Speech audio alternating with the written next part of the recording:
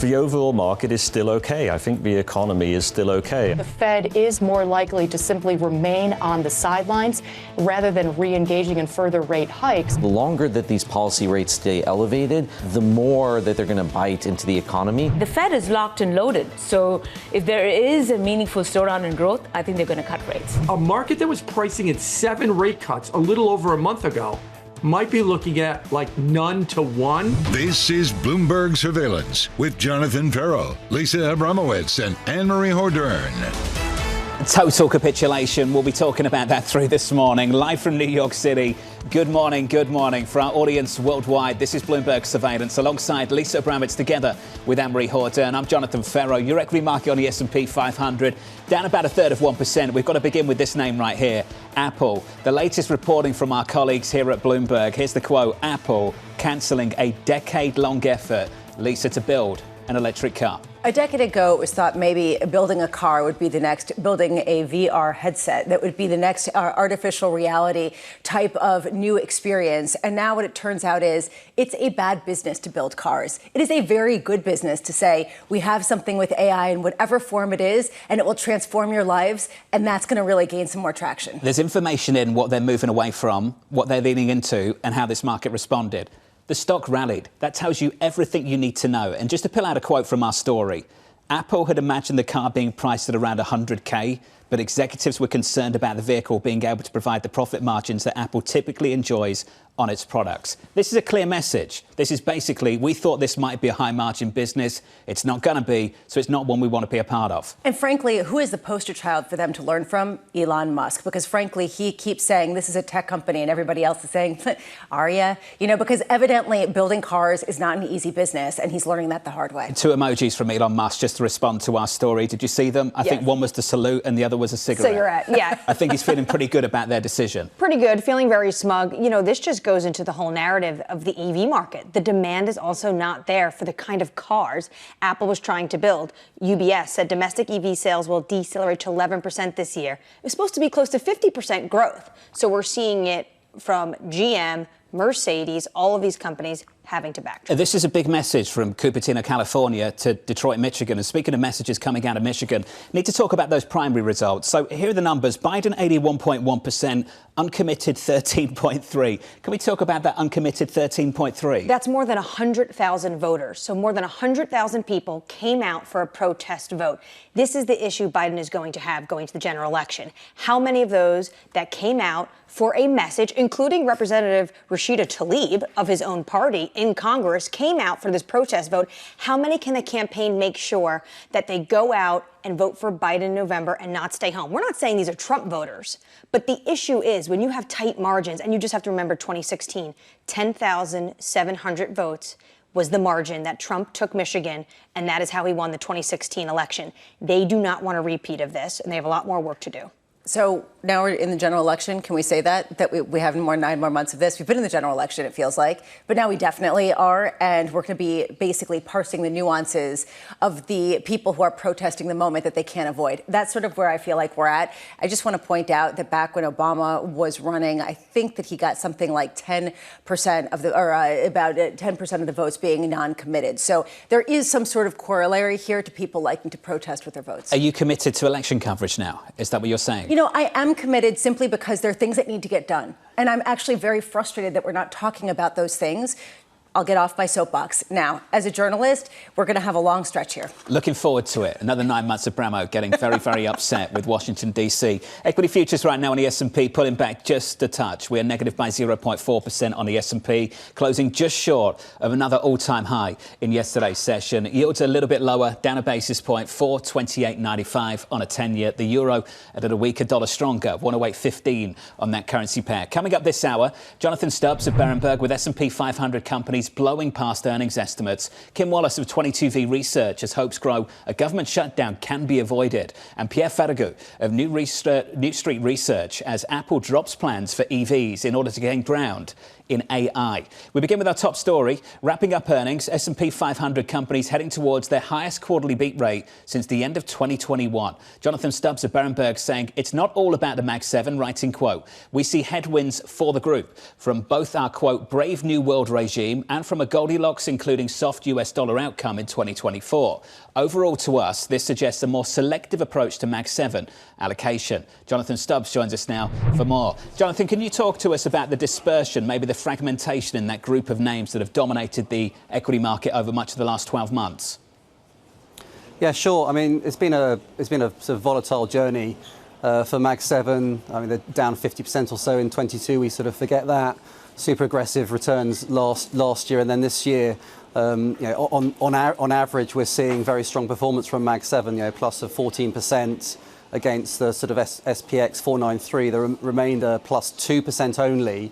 But within that Mag 7, we're already seeing that fragmentation. So 3 stocks are, on average up about 40%. The other 4 are down to 4-5% on average. So that fragmentation's coming through.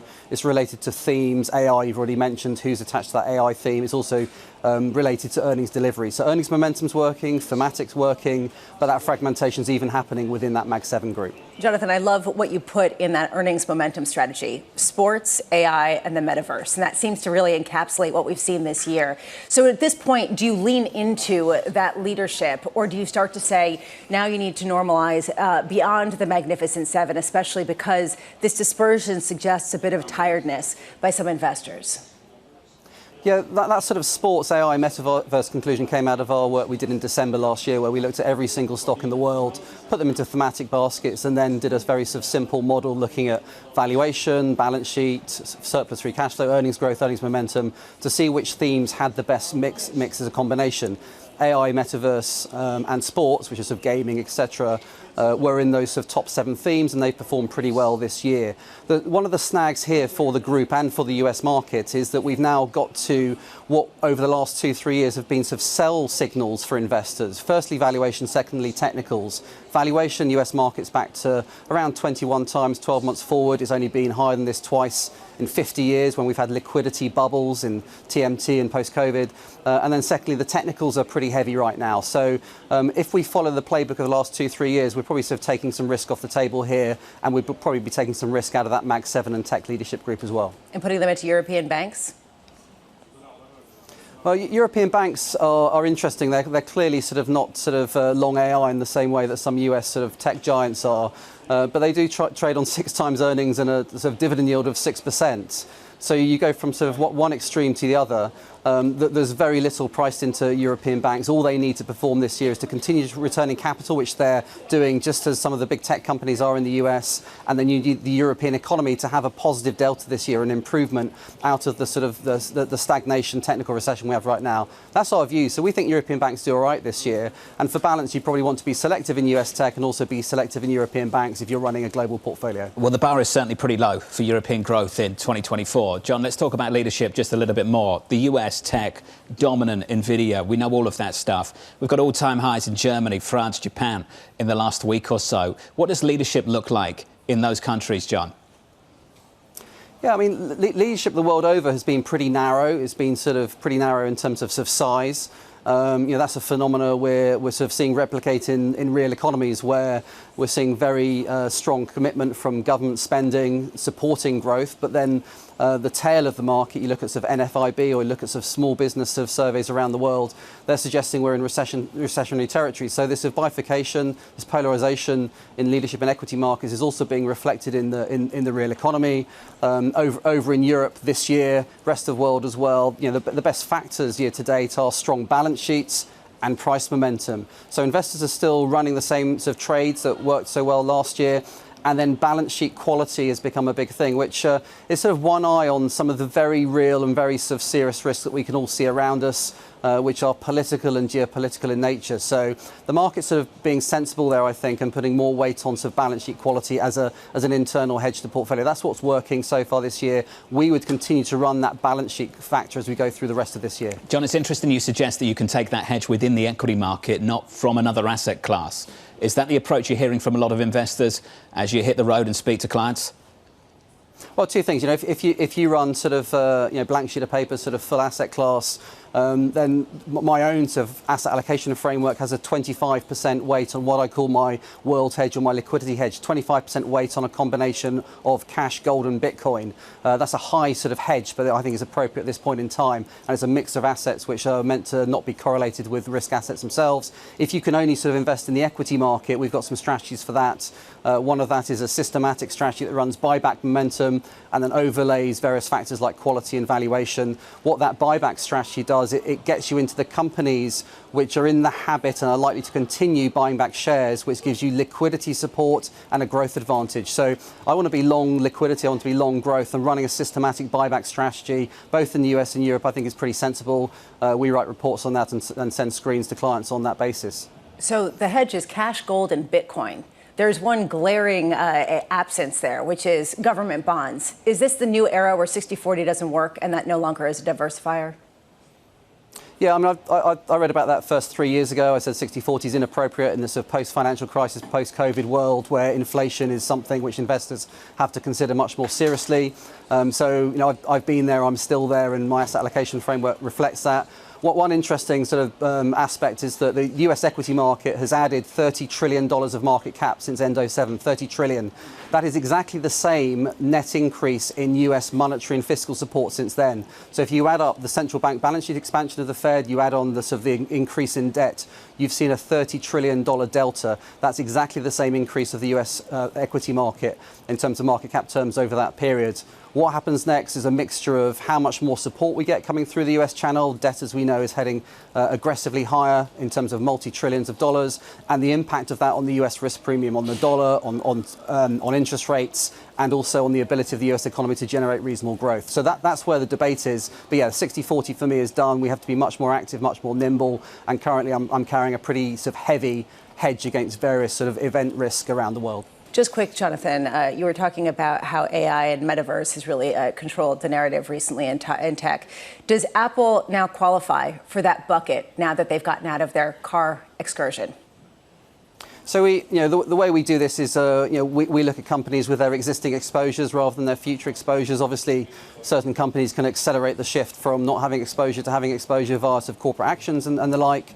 So when we run our thematic screens, it's on existing business exposures. So those companies that have high sort of AI exposures live will be in those baskets, and that's what we sort of calculate our analysis on. I remember a few years ago when having an EV plan was bullish, and now not having one is bullish. Have you noticed how that's changed in a couple of years? I remember, I'm old enough to remember when they put Bitcoin in the release and Overstock rallied something insanely. So, or they talked about the different chains of command and the way that they're going to use blockchain, and that was it. It was Overstock was a Bitcoin stock. Jonathan, I want to squeeze in one further question if I can. Look at the performance over the last 12 months. You talked about the performance over the last 16 years. I just want to go with the last 12 months. Nvidia up by more than 200%. Microsoft with a gain of something like 63, 64% higher. John, for the people who have missed this equity rally, who were told over the last 2 months that this market was priced for perfection and then it carried on rallying, what are you telling those people to do now? Yeah, it's a very sort of important question because we see many investors who may have had 3 or 4 of the Mag 7 stocks last year, but that wasn't enough. If you didn't have all 7 and you're sort of benchmarking against the market, you're sort of you're behind the curve from the get-go. So there's a very real challenge there for investors. That is why I think there's a lot of catch-up, a lot of price momentum strategies which are continuing to win. We think you've got to take a step back at this point, look at valuation, look at market risks, and run real-time today and everyday strategies that make sense. When we do that, when we combine sort of earnings momentum and when we cover with quality and valuation factors, we get some Mag 7 stocks. We don't get all of them, and we get stocks from the rest of the market. So we think that balanced approach to investing real-time today, given the risks out there, is much better than closing your eyes and just buying these 7 companies. Interesting. Thoughtful stuff, John. Always is. Thank you, sir. Jonathan Stubbs there of Berenberg. Equities right now negative by 1/3% on the S&P. Let's give you an update on stories elsewhere this morning. Here's your Bloomberg Brief with Danny Berger. Hey, Danny. Hey, John. Deutsche Bank staff are pushing back after bosses told them to come back into the office more often. The bank told staff 2 weeks ago that they had to be in at least 3 days a week. That would start in June. The policy had allowed for many employees to work from home as much as 60% of the time. CEO Christian Saving and COO Rebecca Short are now planning renewed talks with labor representatives. Lawyers for FTX co-founder Sam Bankman-Fried have proposed that he serve no more than 6.5 years in prison and pay no financial penalty for the fraud that brought down the crypto exchange. Bankman-Fried is facing a sentence as long as 20 years for the most serious charges. A court filing cites Bankman-Fried's charitable work and letters from psychiatrists, including an autism expert. Prosecutors have until March 15th to respond before his March 28th sentencing. A series of wildfires have ravaged the Texas Panhandle. Governor Greg Abbott has issued a disaster declaration for 60 counties. Residents have been ordered to evacuate or shelter in place, and a nuclear weapons facility has been forced to shut down. That's your Bloomberg Brief. John. Hey, Danny, thank you. Up next on this program, making progress in Washington. We believe that we can get to agreement on these issues and prevent a government shutdown, and that's our first responsibility. Productive meeting on the government shutdown. We are making good progress. They're making good progress, apparently. That conversation's up next. Live from New York City this morning. Good morning.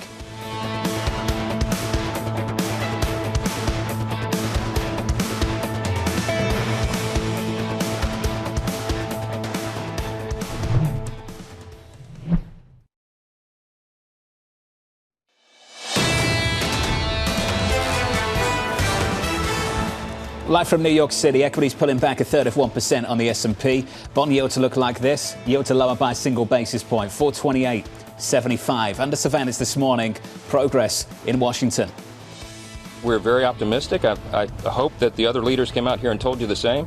We believe that we can get to agreement on these issues and prevent a government shutdown, and that's our first responsibility. It was both a productive and an intense meeting. Productive meeting on the government shutdown.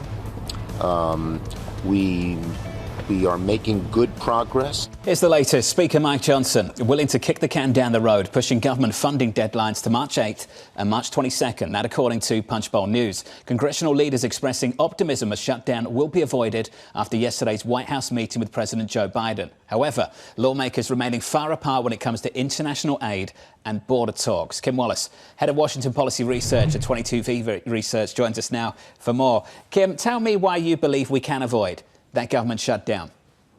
Well, because it's in the interest of the vast majority of members of Congress. It's very straightforward, John. Shutdowns are not a good campaign theme. When it comes to moving the dates for the shutdowns, Punchbowl News is saying that Johnson is only willing to do it if he has an agreement with Democrats on those 4 bills. Do you see an agreement before Friday?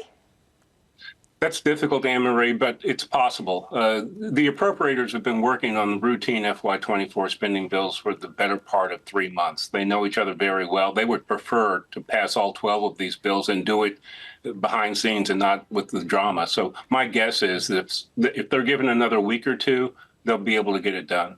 So the issue will be, of course, the codicils, the so-called riders, the public statements of politics. Yeah, what are the Republicans willing to give up when it comes to the policy riders?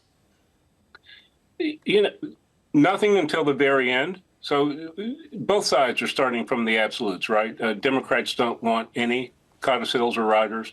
Republicans have a long list of them. Behind the scenes, there's another force that people aren't talking enough about. There are about $7 billion of earmarks for members of Congress. Almost 100 members of the 535 of them don't have an earmark at stake. So my guess is they'll be able to figure out the appropriations, avoid shutdowns, get the earmarks, and go campaign. To John's point, bringing you in, the issue now becomes foreign aid and the border. President Biden and former President Trump are both due at the southern border tomorrow. Do you think Biden is going to have to make some sort of executive action when it comes to shoring up migration? It's possible, Annmarie, but it's not effective. Executive action is not what's needed for border policy, both northern but particularly southern border policy in the U.S. We've got a multi-decade iterative process that has resulted in a dysfunctional system. It doesn't work for many people, especially U.S. citizens. We have a lot of folks in our country who shouldn't be here, not tracked largely because of ineffectual immigration policies over decades, not the last 2 or 3 years. Do you think that Speaker Mike Johnson is regretting being in that role? Lisa, if he's not, he soon will be. My sense is he's had some remorse. You know, it's not a bad gig. You get a plane, but he's in a pressure cooker every day with no easy answers on anything. And then he's got the outside force of a presidential candidate attempting to steer his legislative agenda, usually against the interests of most members. From a strategic standpoint, Donald Trump is not known to think in other people's interest, and that's showing up in his legislative advice. I think immigration is a great example.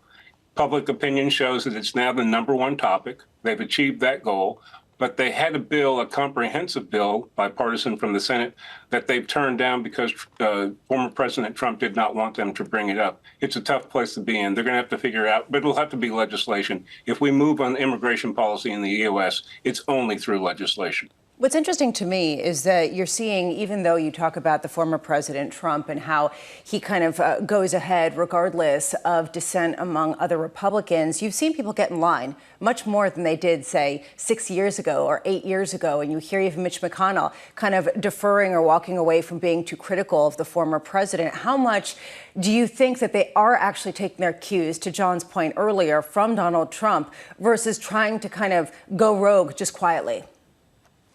It's a mix of both, but clearly over the last 8 years, Donald Trump has been a strong influence in the Republican base, or people who line up and vote for Republicans. Most members of Congress who caucus in Republican circles can't afford to write off that base. And so they have a very difficult balancing game politically. In fact, some of them absolutely agree with the president on most of his policies. So it's a mix of necessity and a mix of politics, but that gets a majority of Republicans in the House and the Senate not wanting to upset the former president. Speaking of a difficult balancing game, can you tell us what you thought of the results of Michigan for President Biden? Oh, I think the uncommitted side sent a very strong message to the president about his policies in the Middle East. There's no question of that. But at the same time, he came out the victor. This conversation is going to be an element in the election until we no longer have a war in that region, or we no longer have an election, a presidential election in front of us. I think the addition of CIA Director Burns at the top of the meeting among leaders yesterday gives you a strong sense of how serious the White House is about aid to Ukraine.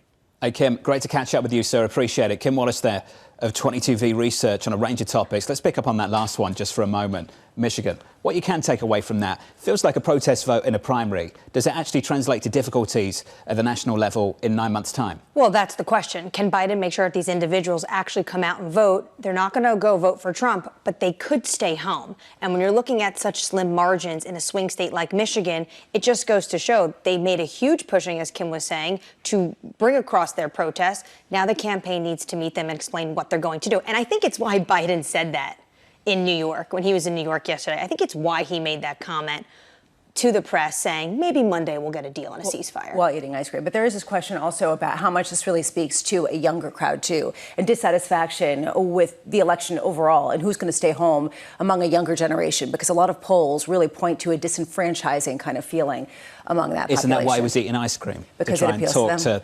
The younger audience. Okay. The president likes ice cream too. Ice cream and chocolate cookies. Look, I think that, again, the handlers need to get a hand on the message. He needs to watch his going to resonate. glucose intake. We haven't talked about former President Donald Trump showing, though, in Michigan too much yet. I just want to bring up one point. Trump came in at 68.2%, Haley 26.5%. There's also a caucus in Michigan on Saturday that will shore up the rest of the delegates. We know he's going to be the nominee. But Iowa, Trump 51%, New Hampshire 54%, South Carolina 59%. He hasn't broke 70%. And he's running as a quasi-incumbent. It also shows that he has general election issues. Transition from glucose intake to the former president. Just maybe he should watch his glucose too. He's also known to like fast food. Great so one likes desserts, one likes fast food. How about this transition? Can you please explain to me? It was 61 degrees yesterday in Washington, D.C. Why did they have a roaring fire in a room where they're all wearing suits? Well, you go to the Oval Office, you got to dress up. I didn't check out Hakeem Jeffrey's shoes, though. Remember, he's the one that started that controversy with the sneaker loafers. Don't get me going with the shoes. Don't get me I know going Bill with the Burns shoes. definitely wore Shoes, nice dress shoes. ice cream. Up next, real news. Apple putting the brakes on its decade-long effort to build an electric car. New Street's Pierre Ferragut joins us next.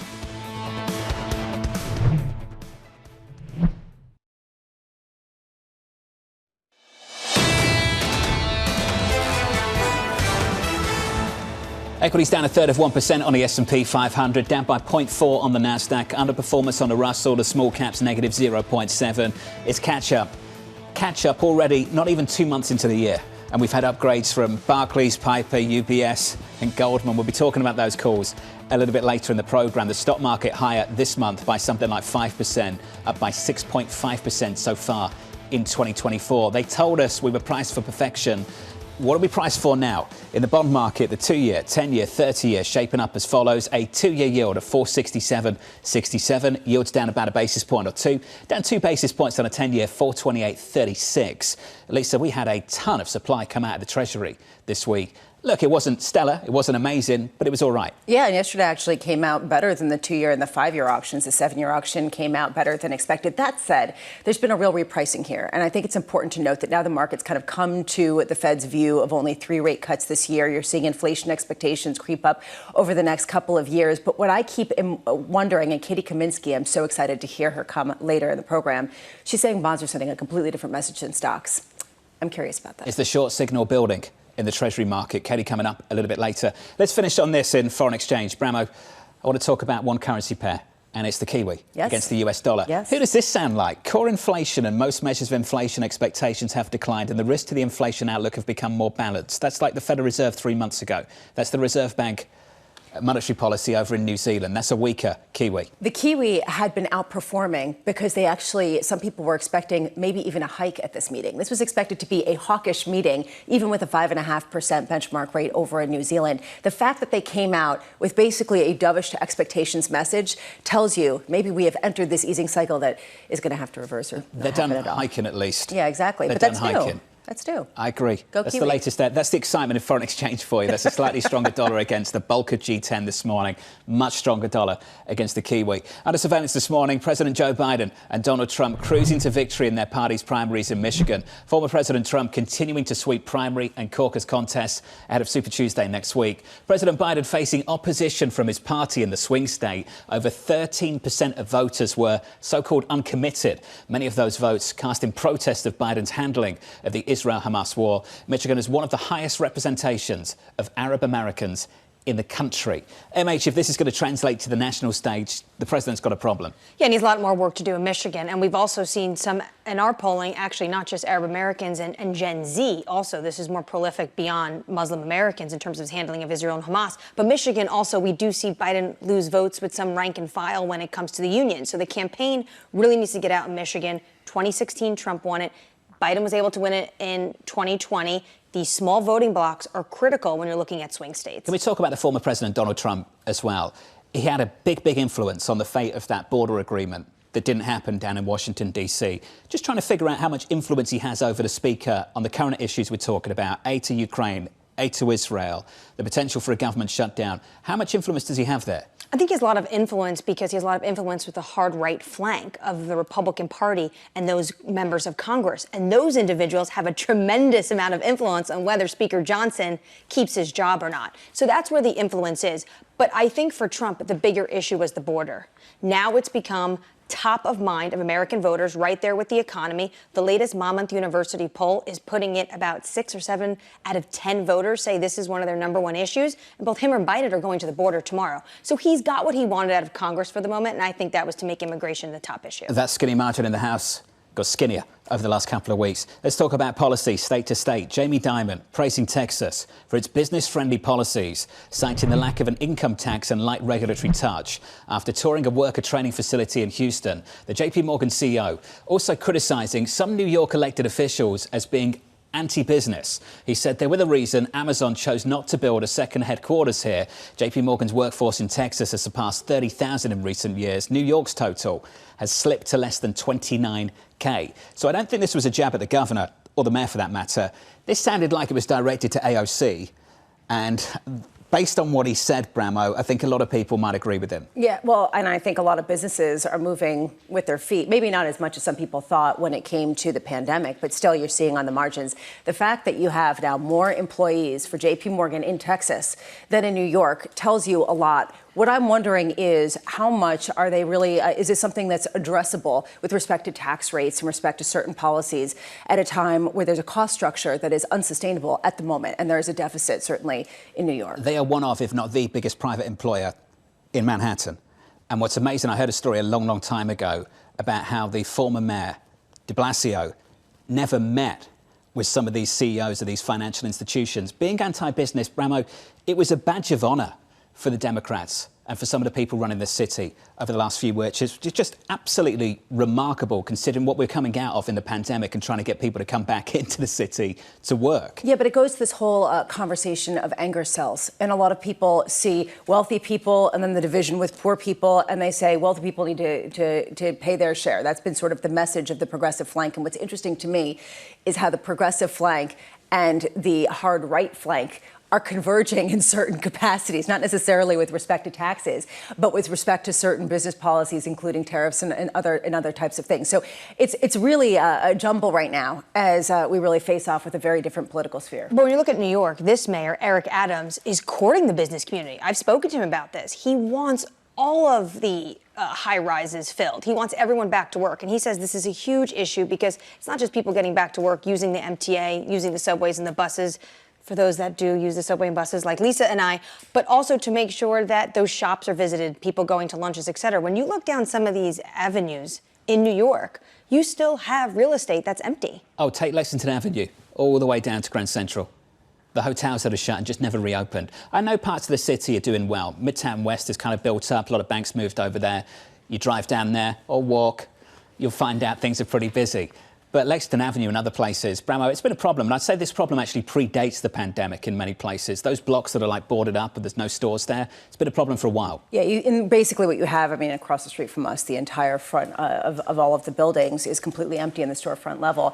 This is a more structural shift, though, also, with respect to real estate owners and what they're willing to recognize in some of their statements as either tax losses or what rent they're able to actually charge. Let's turn to Apple. Final one for you. Apple is ending a decade-long effort to make an electric vehicle, looking to make ground in the race for AI. According to Bloomberg, executives told nearly 2,000 employees working on the project that they will now be shifted to an AI division. Generative AI is a growing priority as Microsoft, Meta and Alphabet all compete to lead the industry. Pierre Ferragut of New Street Research covers Apple with a neutral rating and a $175 price target. Pierre, I'm pleased to say, joins us right now. Pierre, first question for you, sir. What was the message that Cupertino, California, sent to Detroit, Michigan just yesterday?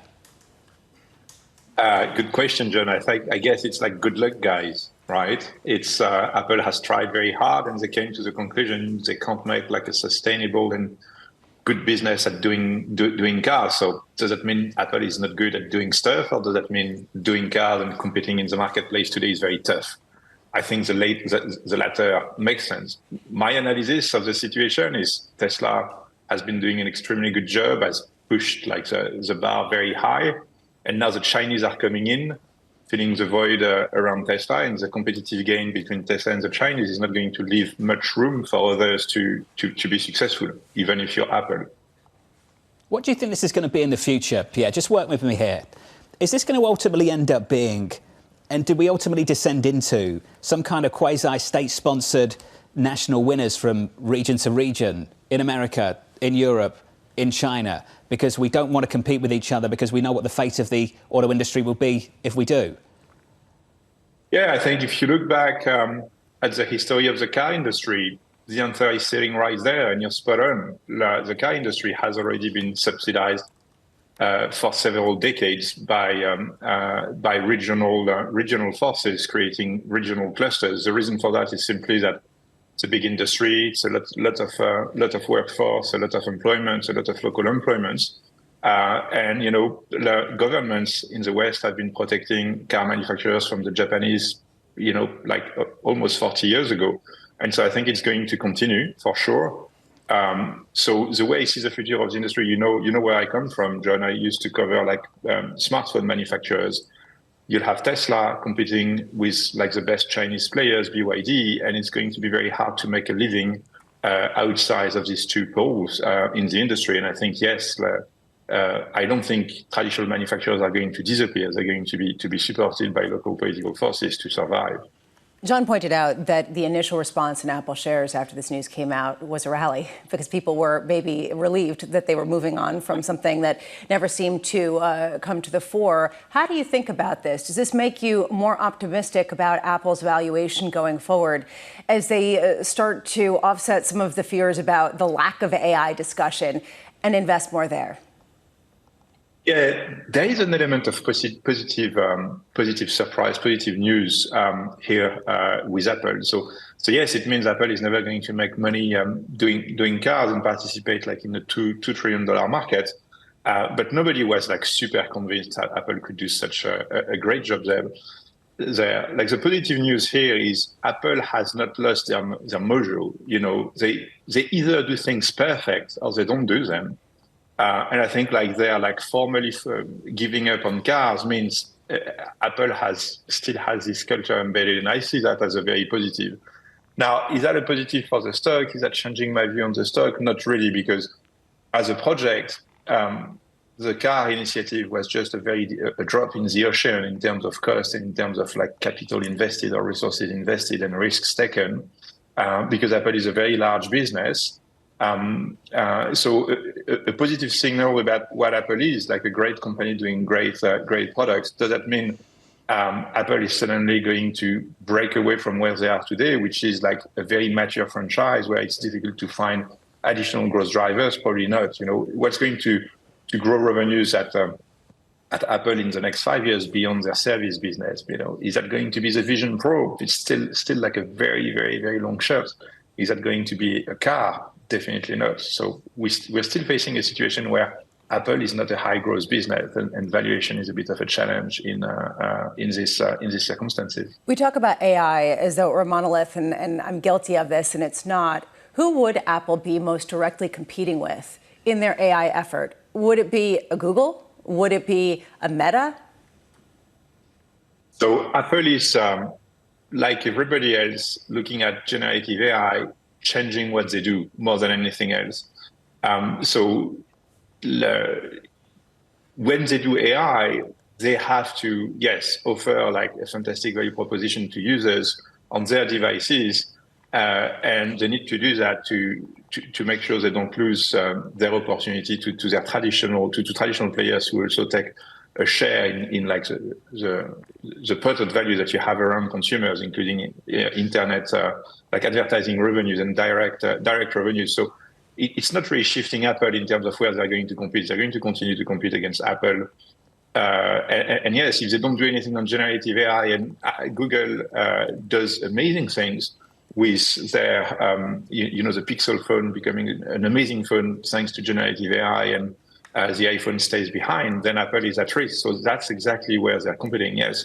And they need to invest a lot of money like everybody else, because we don't know what generative AI is going to deliver. As Tam Altam said, what generative AI is going to be is still behind the veil of ignorance. We don't know what the next models are going to do. So you have to go into that race and invest a lot and make sure that when AI starts really changing our user experience, Apple is not out of the game, because if they are not, they're going to have to compete against everybody. Everybody is going to be able to eat their lunch. Pierre, how much damage do you think Google has done recently with their Gemini image failures?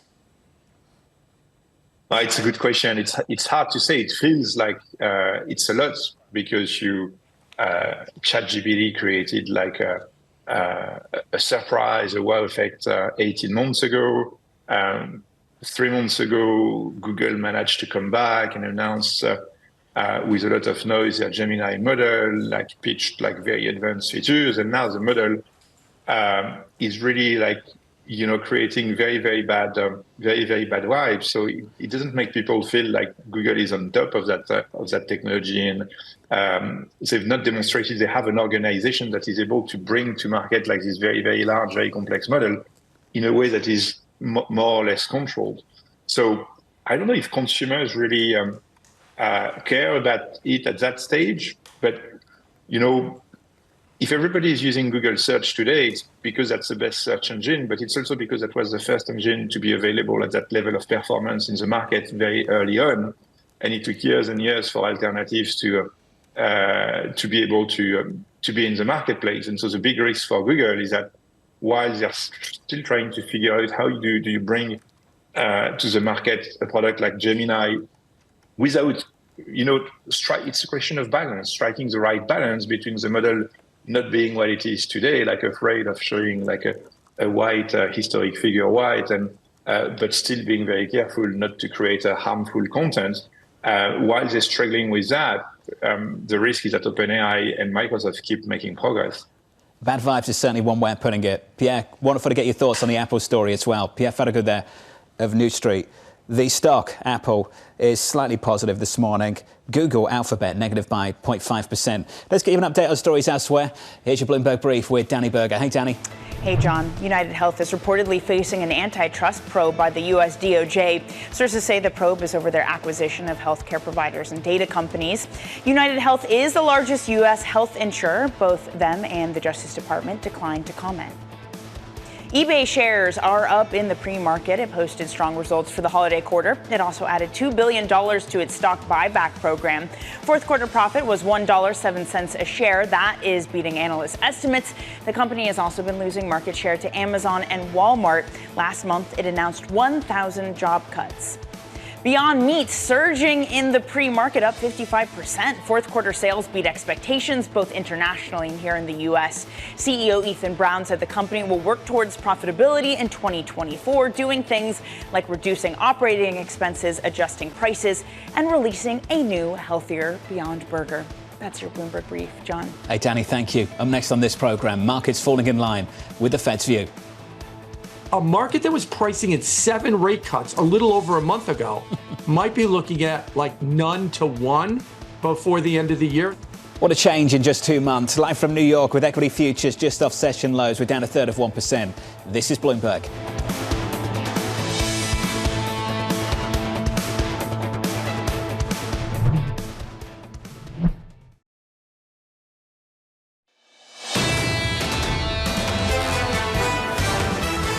Stocks down 1/3% on the S&P 500. The bond market's shaping up as follows. Down 2 basis points on a 10-year, 428.16. Under surveillance this morning, markets falling in line with the Fed's view. You're looking at potentially being in the high 2s, probably in the low 3s, all the way through the end of the summer with inflation. And if that's really what's going to happen, I can't see the Fed declaring victory in that point and cutting rates. A market that was pricing in 7 rate cuts a little over a month ago might be looking at like none to one before the end of the year.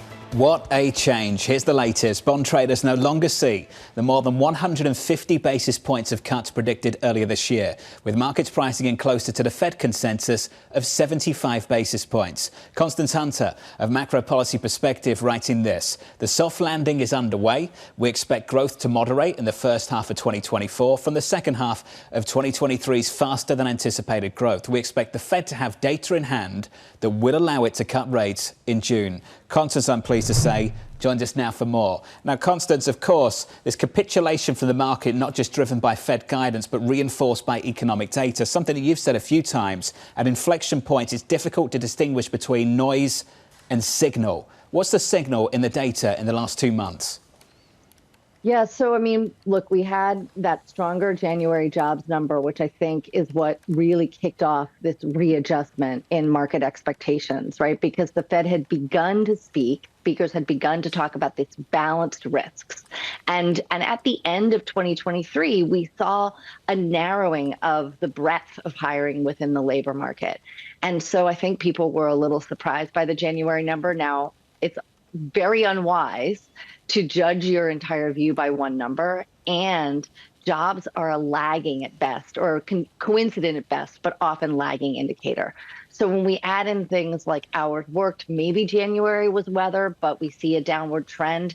We really have to see a little more data to see what was going on with January. Then you layer on what happened with the inflation data. Now, there was an upside surprise in OER. We had a little wrinkle yesterday. The BLS sent out an email to Laura Rosner on our team, who was our inflation guru and is really responsible for doing our inflation forecasting, which said that they increased the weighting for OER, or single family rather, over multifamily, which may have contributed to that upside surprise. It'll be very interesting to see what happens with PCE today. But the bottom line is, even if we get 0.3 month over month on PCE today, we do expect PCE to move down to 2.1% by May, and the Fed will have that data. And so it is likely they will begin to cut in June. You know, I got to say, there was a chart from Bespoke Investment Group yesterday that really stunned me, that showed that the total cumulative easing, even with basically moving sideways over the past few months, the total cumulative easing in financial conditions in the U.S. over the past 4 months ranks as one of the most significant periods of relaxing financial conditions since at least 1982. How much is the promise of rate cuts essentially moving against the Fed's goal of 2% inflation and really putting the goalpost much later in the year? Yeah, that's a great question. I mean, look, for households, I don't think they're experiencing that easing. So if you look at mortgage rates, they're at historic wide spreads over the 10-year. And that's, of course, because we have this inverted yield curve and the prepayment risk is very high. If you look at credit card rates, those are higher. You look at auto financing rates, they're coming down ever so slightly, but they're still pretty high. So yes, for Wall Street, you see an easing of some conditions, and obviously the higher stock market helps with wealth effects, and that overall impacts financial conditions. But I would say for Main Street, you're still seeing a pinch. Which raises this question, how long do rates have to stay at this level before a soft landing looks less likely? Yeah, well, this is where the data becomes really interesting, and where focusing in that February jobs report is going to be widely picked over. We have a scrubbing mechanism that we do of earnings reports, and we look at intentions to hire and intentions to fire. And what we're seeing for the first time is that intentions to hire are falling and intentions to fire are rising. Now, that's being made up for in smaller companies. We have still a record number of new business formations that have intention to hire people. So large listed companies, people are moving out of those companies and getting jobs elsewhere in the economy.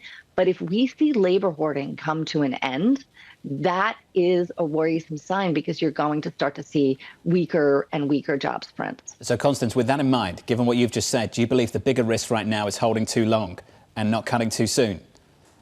I actually agree with most of the Fed officials who said that the risks are balanced, right? They weren't balanced before. They just started saying that. And I think the risks are balanced between weakness on the real economy side and as evidenced by jobs data, and inflation possibly not coming down as fast as people had hoped. They seem to be worried that maybe the progress we've made, the disinflationary trends of the last 6 months, might be due to one-off factors. You seem to have more confidence about this glide path back towards 2%. What is durable about the disinflationary trends of the last 6 or so months, Constance, from your perspective? Yeah, I mean, look, when we dig into all the details, right, there are certain things that each month one thing will move higher, whether that's medical costs, whether that's insurance costs. Now, one of the things that we're pretty sure of is that the housing component is going to start to moderate. And we see that in the rent data, right? And so we have this disconnect in terms of the timing of when that shows up in the CPI and PCE and when it's showing up real time in the market. And that is going to be a significant driver. In addition, we expect goods prices to remain soft. Now, there's been some verbalized concern that perhaps the softness in good prices won't continue. And of course, if that doesn't continue, that would be problematic for a June cut. So one to watch tomorrow morning, 8:30 Eastern Time, the latest PCE deflator, the Fed's preferred gauge of inflation, tomorrow morning at 8:30 Eastern. Constance, we've got to leave it there. Wonderful to hear from you. Constance Hunter there of Macro Policy Perspectives. I keep going back to Governor Waller. Ramo, what's the rush? And I think that's what you heard there, that ultimately there's a little bit of confidence about this glide path back towards 2%. But at the moment, given the economic data we've had so far this year, what's the rush? And we heard the same from Fed Governor Bowman yesterday, saying that the latest inflation data suggests slower progress in bringing inflation down toward our 2% target. Did you see that page of all the Fed speakers this week? I know. It looks like, you know, those maps of the presidents, like the 50 presidents that you used to have, that would be your placemat at dinner, and you'd have to, like, you know, memorize them. Well, I don't know about dinner. Is that what you had to do? I don't want to talk about it. Scarred. Coming up next in the second hour of Bloomberg Surveillance, Katie Kaminsky of Alpha Simplex, Mark McCormick at TD Securities, Bloomberg's Michael Shepard, and Qualcomm CEO Cristiano Amon. This is Bloomberg.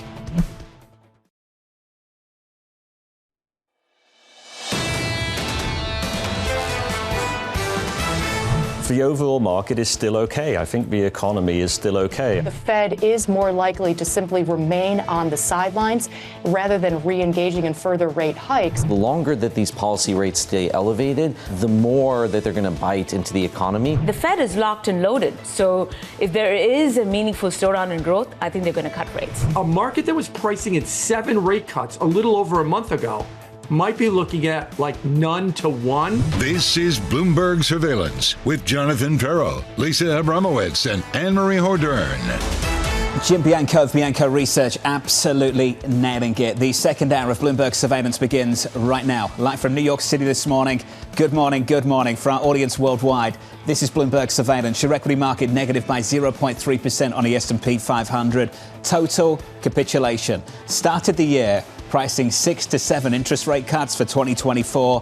The dot plot at the Federal Reserve implies something closer to 3. We've come all the way down, Lisa, to the Federal Reserve. What's fascinating is that even though you've gotten capitulation in the bond market, there's been no change in the stock market except up. If we do eke out a gain this week, it will be, I believe, the 16th out of 18 weeks of gains, which is the first time that's happened, going back something like until the 1970s. So you start looking at this, when are stocks going to wake up to whatever bonds seem to be, I don't know, realizing? Jim nailed it, you nailed it too. It's not just about how quickly this spread closed. It took less than 2 months. It's not just about that. It's what didn't happen. Stocks are elevated, they're close to all-time highs. Credit spreads are at multi-year tights. And we're starting to see, Annmarie, consumer confidence pick up again. You saw that in the data again just yesterday. Yeah, consumer confidence picking up slightly, although yesterday we did see some concern in the data in terms of how people are feeling about their own financial situation, their family's financial situation, and the labor market. And Dana Peterson, who was on the show yesterday but came out in the statement after, said they are more concerned about the labor market situation and the U.S. political environment. I think you'll see a lot of that as we head into November. And also, Constance Hunter hit on this. She said intentions for hiring are falling, intentions for firing are rising. And if you start to see consumers feeling concerned about the labor market, that means they're not going to spend as much. That's a big problem for this administration, which loves to say that unemployment has been under 4% for 2 years. Payrolls 2 Fridays away. Let's put it like this. We often say this on this program, the most important payrolls report since the last one until the next one. But this one, I'm going to say it, this one really is. Because for a lot of people, the January data, how much weight do we put on it? Can we ignore it? Is it out of line with the trend over the last 6 months or so? The February data, if you get a repeat of January, we double down and reinforce what we heard at the start of this year, then you've got a very different conversation that starts to emerge about where we're going with Fed policy. But then would stocks sell off? I mean, here's the question. Would that just still be a black hole in the bond market, leave just completely in isolation of everything in the equity market? Because as you said earlier this morning, that with the highest quarterly beat rate for some of the earnings on the S&P 500 going back to 2021, you start talking about that. I mean, if they're cutting people, maybe they're saving costs and their actually margins are going up. I mean, Bumble overnight cutting a number of staff. I just want to understand this, just this one question. How many months like January do you need to reintroduce a conversation about more hikes at the Fed and at least inject some doubt into the committee that they aren't sufficiently restrictive, that they haven't done enough? You know, it's a great question, because especially without inflation picking up much more materially, I don't think it really reintroduces that question at all. If you start to get the ongoing hot prints and PCE, core PCE comes in tomorrow, hotter than expected also, which it probably will based on PPI and CPI. Do you start having more of a conversation about a reheating? I don't know. This is not a Fed committee that wants to raise rates further. It's just a thought exercise. Just trying to think about, from a Bramo perspective, what it would take to generate the most pain. What would be more interesting to discuss? Cuts into a general election or hikes into a general election? Agreed. It would be much more interesting to talk about hikes into a general election, but I just don't think it's going to happen. I do think, though, that we're going to be talking about when is this going to bite in a more material way? And if it's not, is this the neutral rate? Are we at it? And that's sort of going to be this sort of big question at a time where the dynamism just seems to keep on dynaming. Hikes into November would be terrible for the president. And he's actually said, I think the Fed has done enough. Remember last fall, he said, I think the Fed has done enough. They don't need to hike anymore. Yeah. But I do wonder if Jay Powell came out too soon on that 60 Minutes interview. It felt like he was trying to shore up the American people their confidence on why he needs to cut rates. This isn't political. The data is showing us we are going to have this potential soft landing. Did he have that interview too soon if cuts are going to be pushed down the line? Was he dynamic as well? What's dynamic? What's that word? Equity futures right now. We'll leave that there. Thanks. Equities right now down 1/3% on the S&P. Love it. Yields down 2 basis points on a 10-year, 428.36 in foreign exchange. Dollar stronger today against the Bolker G10, the euro 108.17. Coming up on the programme this hour, Katie Kaminsky of Alpha Simplex on why short signals in bonds are building. Cristiano Amon, CEO of Qualcomm, on the company's latest advancements in AI. And Mark McCormick at TD Securities on why he's bearish the US dollar. We begin with our top story this hour. Bond traders aligning with the Federal Reserve, now pricing in 3 rate cuts this year after looking for as many as 6 or 7 just last month. Katie Kaminsky of Alpha Simplex writing this: short signals in bonds continue to grow as the fixed income markets price in the potential for stickier inflation data continuing and further delays in rate cuts. Katie, I'm pleased to say, joined us right now. Katie, we've all got the same question around the table. Have you turned short treasuries all over again? Yes. You've got to tell us why. Well, if you look at what happened, really what's happened in the bond market is it looks like the market got ahead of itself. It said, okay, this is over. Let's throw in the towel. Rates are going to go lower. Time to buy yields. And what's really happened is we're not there yet. And thus, we've seen a very strong movement in yields upward again, which is very consistent with this idea that the market went too far and got too excited. And we've come back to a short positioning in fixed income because those moves have been pretty strong. And we're still trying to figure out what is the equilibrium rate in that environment for higher for longer. Katie, can we draw a distinction between the conversation for the front end of the curve and the longer end of the curve? I think Barclays asking the right question here, just with regards to what would stop yields going much higher from here. I think we've got to ask the question, how much more reason can you price out at the front end of the curve? We've gone from 4.1% at the lows of last month through 470 this month. How much juice is left to squeeze at the front end of the curve, Katie? Is the opportunity further out? I think the opportunity is probably a little further out in the sense that there's a lot more leeway on the long end of the curve, depending on investor demand and depending on supply and demand in the bond market. And I also think that there's really the question you have to ask yourself is if rates are higher for longer, what is that curve shape that makes sense? And if it is actually a state where yields need to be higher for longer, maybe we need a premium for longer term debt that has to be a little bit more desirable to get there.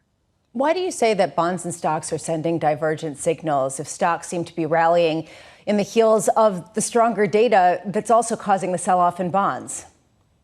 Well, so I think the thing that's weird about that is that if you look at fixed income, usually it's been focused on inflation in the same direction as stocks. So we've seen stocks have been relatively resilient in the face of the fact that data is consistent with stickier inflation.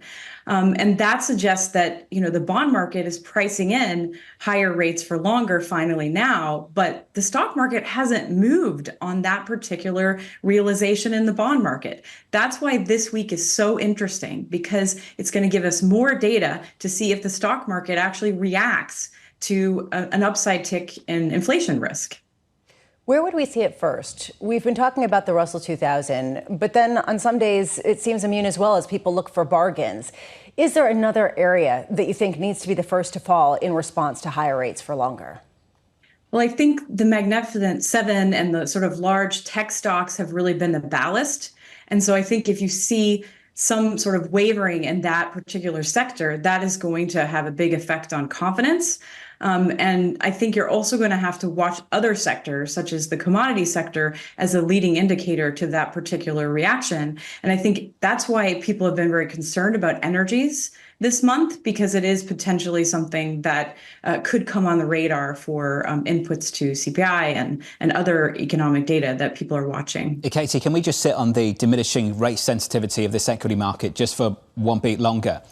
Do you think because of this, that it just opens the door to even higher yields? We were talking to Subhadra Rajappa of SocGen about this in the last week or so, the last few days, that ultimately Treasury sell-offs are usually self-limiting because they cause enough pain somewhere that the rally returns, the bid comes back. Katie, given the absence of pain over the last 2 months, off the back of a pretty big repricing at the front end of the curve, have we opened the door to much higher yields with that in mind?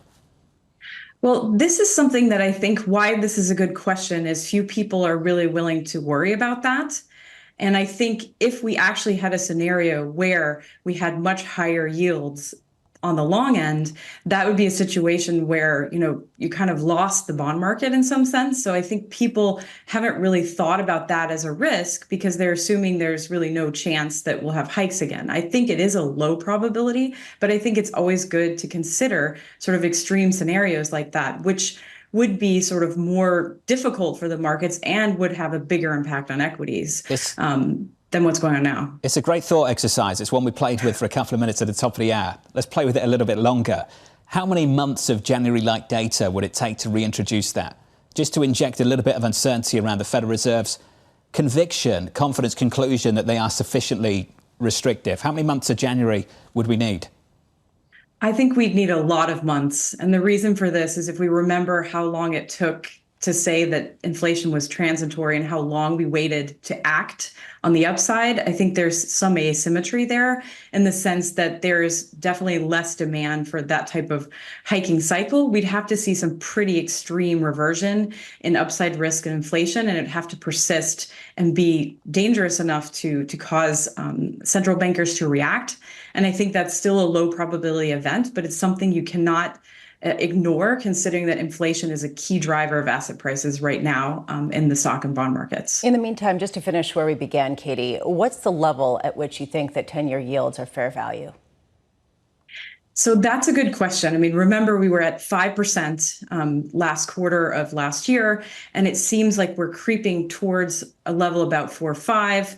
I'm not really one that picks specific levels. We don't pick tops and bottoms in markets, but there's definitely momentum there for the U.S. 10-year to continue up a little bit more.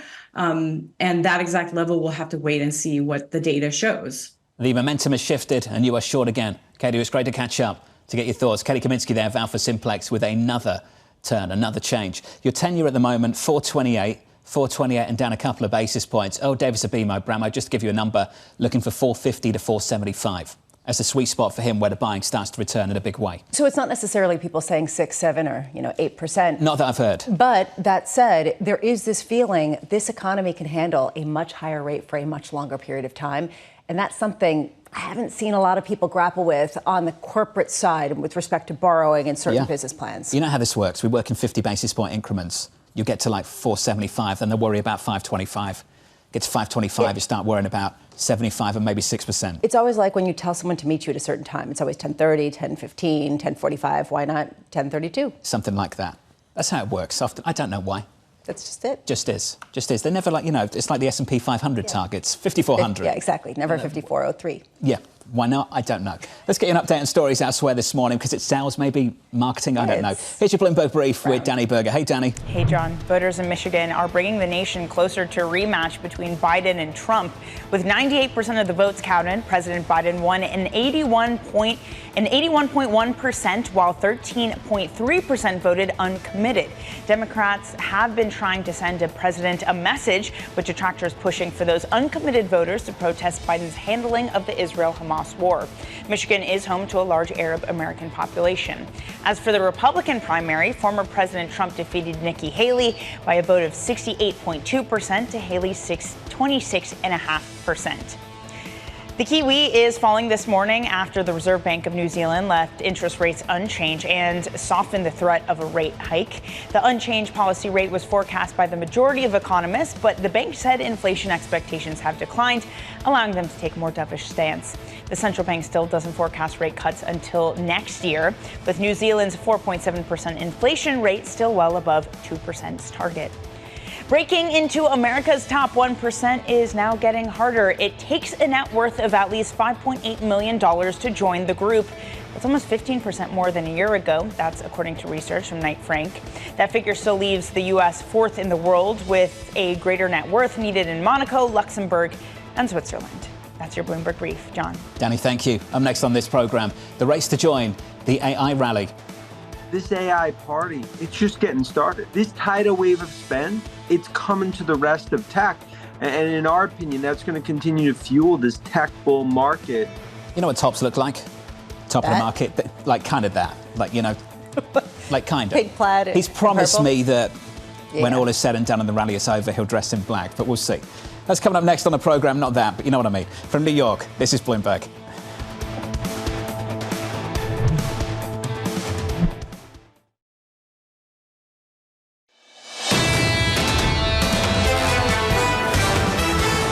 Stocks a little lower. We're down 0.4% on the S&P 500. Yields a little lower as well. We're down 2 basis points on a 10-year. Katie Kaminsky out for Simplex with us just moments ago.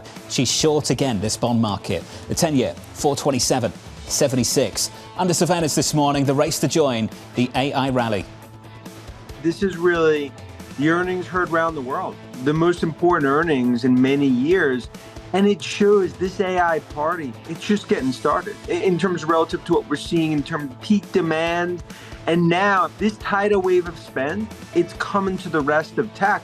And in our opinion, that's going to continue to fuel this tech bull market. Here's the latest. NVIDIA's record surge driving others to chase this rally, among them Qualcomm, the company announcing a series of advancements as it works to integrate AI into computers and smartphones through its processors. Cristiano Amon, CEO of Qualcomm, joins us now from the Mobile World Congress in Barcelona. Cristiano, wonderful to catch up with you once again, sir, for the second time in 2024. We appreciate your time, sir. I just want to talk about where we are now and where you think this is going. Where we are now, the focus seems to be on large language models, big data centers, and NVIDIA. Talk to me about the next phase of this and ultimately where you and the team fit in. Very good. Look, good talking to all of you. Yes, a lot of excitement here in Mobile World Congress. A lot of new phones being launched with Gen AI. And I think the answer to your question is we're in the very beginning of the cycle. But like everything in computing, you saw a lot of things starts in the data center, starts into the cloud, and then go to the distributed devices. And I think what we have seen happening in the cloud for the past couple of years and accelerating right now, we're just starting to see the beginning of that happen in the devices. A lot of new use cases. The Gen AI is developing on phones, on PCs, on cars, on industrial devices, and this alongside the cloud. The use cases are a little bit different, and it could create, hopefully, a new cycle that people want to buy an AI PC, an AI smartphone, and I think that's going to be good for the industry. Cristiano, can you describe what the use case might be? Are we still in the process of discovery? Are we in a position where we're sitting here thinking, we know this could be big, we just don't know what it is? Yes. No, this is good. You know, what is interesting is you're starting to see some use cases now being available commercially. Some of the devices that get launched, you see things like, for example, live translation. You can call somebody and you speak in English, they hear in a different language, they speak in a different language, you hear back in English, and you see those large language models doing translation in real time. Some interesting thing happening on Android with Circle to Search, how it's changing photography, and those are some of the consumer applications. There's a lot of other implications for productivity as well. One of the most interesting thing, and it shows the transformation of our company. Every year we'll come to Mobile World Congress and we talk about a new cellular modem. And yes, we did that. I think we announced the most advanced 5G modem. But the biggest announcement from Qualcomm as the show was an AI hub.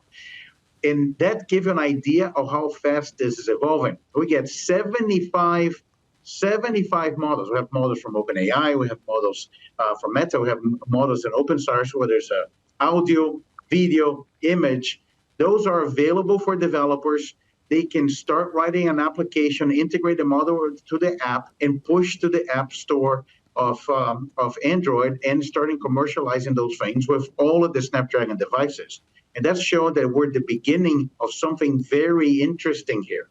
You mentioned Android. You didn't mention Apple. And I'm curious, they just announced that they're getting out of electric vehicles and they're going to invest more in artificial intelligence. Will Apple be a competitor or a client in your pathway to really adopt a greater AI focus in your chips? Look, we have a relationship with Apple. We're very proud of it. We provide modems, the cellular modems to iPhones. But we don't have a relationship with Apple on the processor. They have their own processors. We really support the Android ecosystems. If you look at all the Android devices in America at the premium tier are supported by Qualcomm Snapdragon.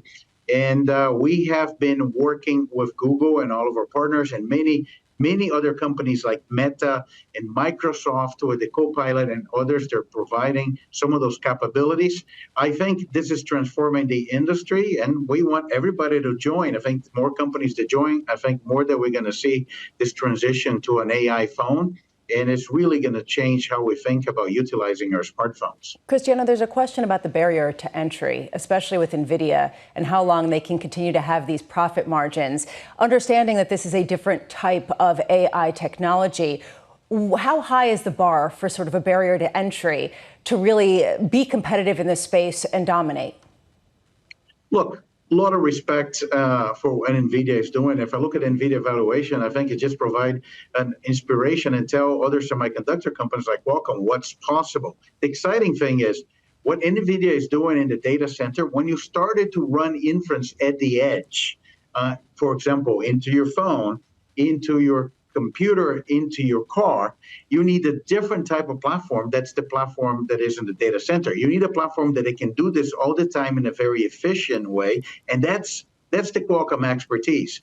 All the battery power devices, that is the area that we always had the best computing platform. So it creates an opportunity for us to replicate that model of AI growth in the edge. And I think the AI hub that you saw with all of the models on the Qualcomm platform and a lot of developers gravitating to it, it's a great starting point. So we're excited about that, and it's an opportunity for all the semiconductor companies with advanced processor to grow with AI. Well, how much is your new AI hub just a replication, though, of NVIDIA's CUDA? It was interesting. It's different, but I think some of the press articles actually said the Qualcomm AI hub, they even referred to that's the CUDA for the edge.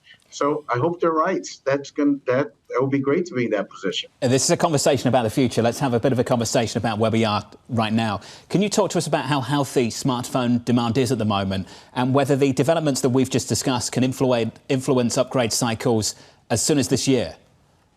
Look, that's a very important question, and I can tell you how we're thinking about it. We're working very hard on technology to create that. Where smartphones is right now, it's stable. I think smartphones had suffered, I think, in 2023 due to the macroeconomics. I think, people postponed buying a new device. It's a mature market. However, we have seen in the beginning of this year that the market has stabilized.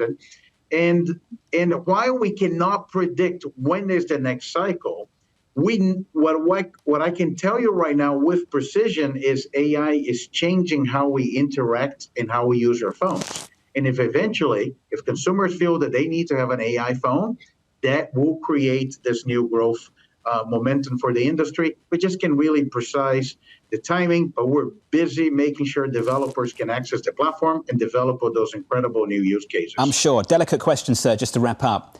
It wasn't just macro, as you know, it was also geopolitics for the likes of Apple, clearly struggling with a return of a little bit of nationalism in China and some competition as well there too. Do you think you have to pick a country to be in right now, China or the United States, or do you think it's sustainable to say we can be in both markets? Look, we get this question all the time, I think, because of the geopolitics. Here's the simple answer. If you are a semiconductor company and you have a leadership position, your product is highly differentiated, you're not in the commodity business, not only are you going to have a big business in the United States, you're going to have a big business in Europe, but you're going to have a big business in China. It's just a function of GDP. So as the company has diversified and went into phones, into PCs, into automotive, we also saw that expanding our China business as well. We have now a strong position with the China EV market. So in one way, I think we have seen our business grow in China regardless of geopolitics. And it has everything to do about having a leadership position. Let's pick up this conversation closer to November if we can. Cristiano, appreciate it, sir. I've got to go to the commercial break. Thanks for being with us. Cristiano Amon there, the Qualcomm CEO. From New York City this morning, good morning. This is Bloomberg.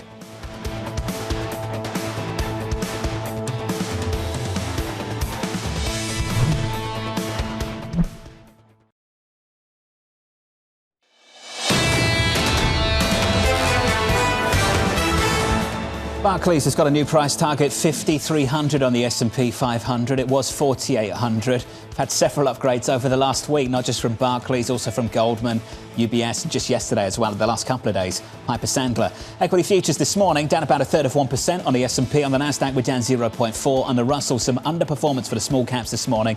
Early days, we're down about 0.8%. Lots to talk about in the bond market. Let's draw a distinction between the front end of the curve and the longer end of the curve. We'll sit on the 2-year just for a moment. 470 earlier this week. First close above that level this week for the first time this year. Last month, close to 4.1%. So we're talking about a 60 basis point repricing as we price out a lot of rate cuts and capitulate to the Fed's view of the world, implied by the dot plot. The longer end, a little bit more interesting. 428.16 on a 10-year, down 2 basis points on a session.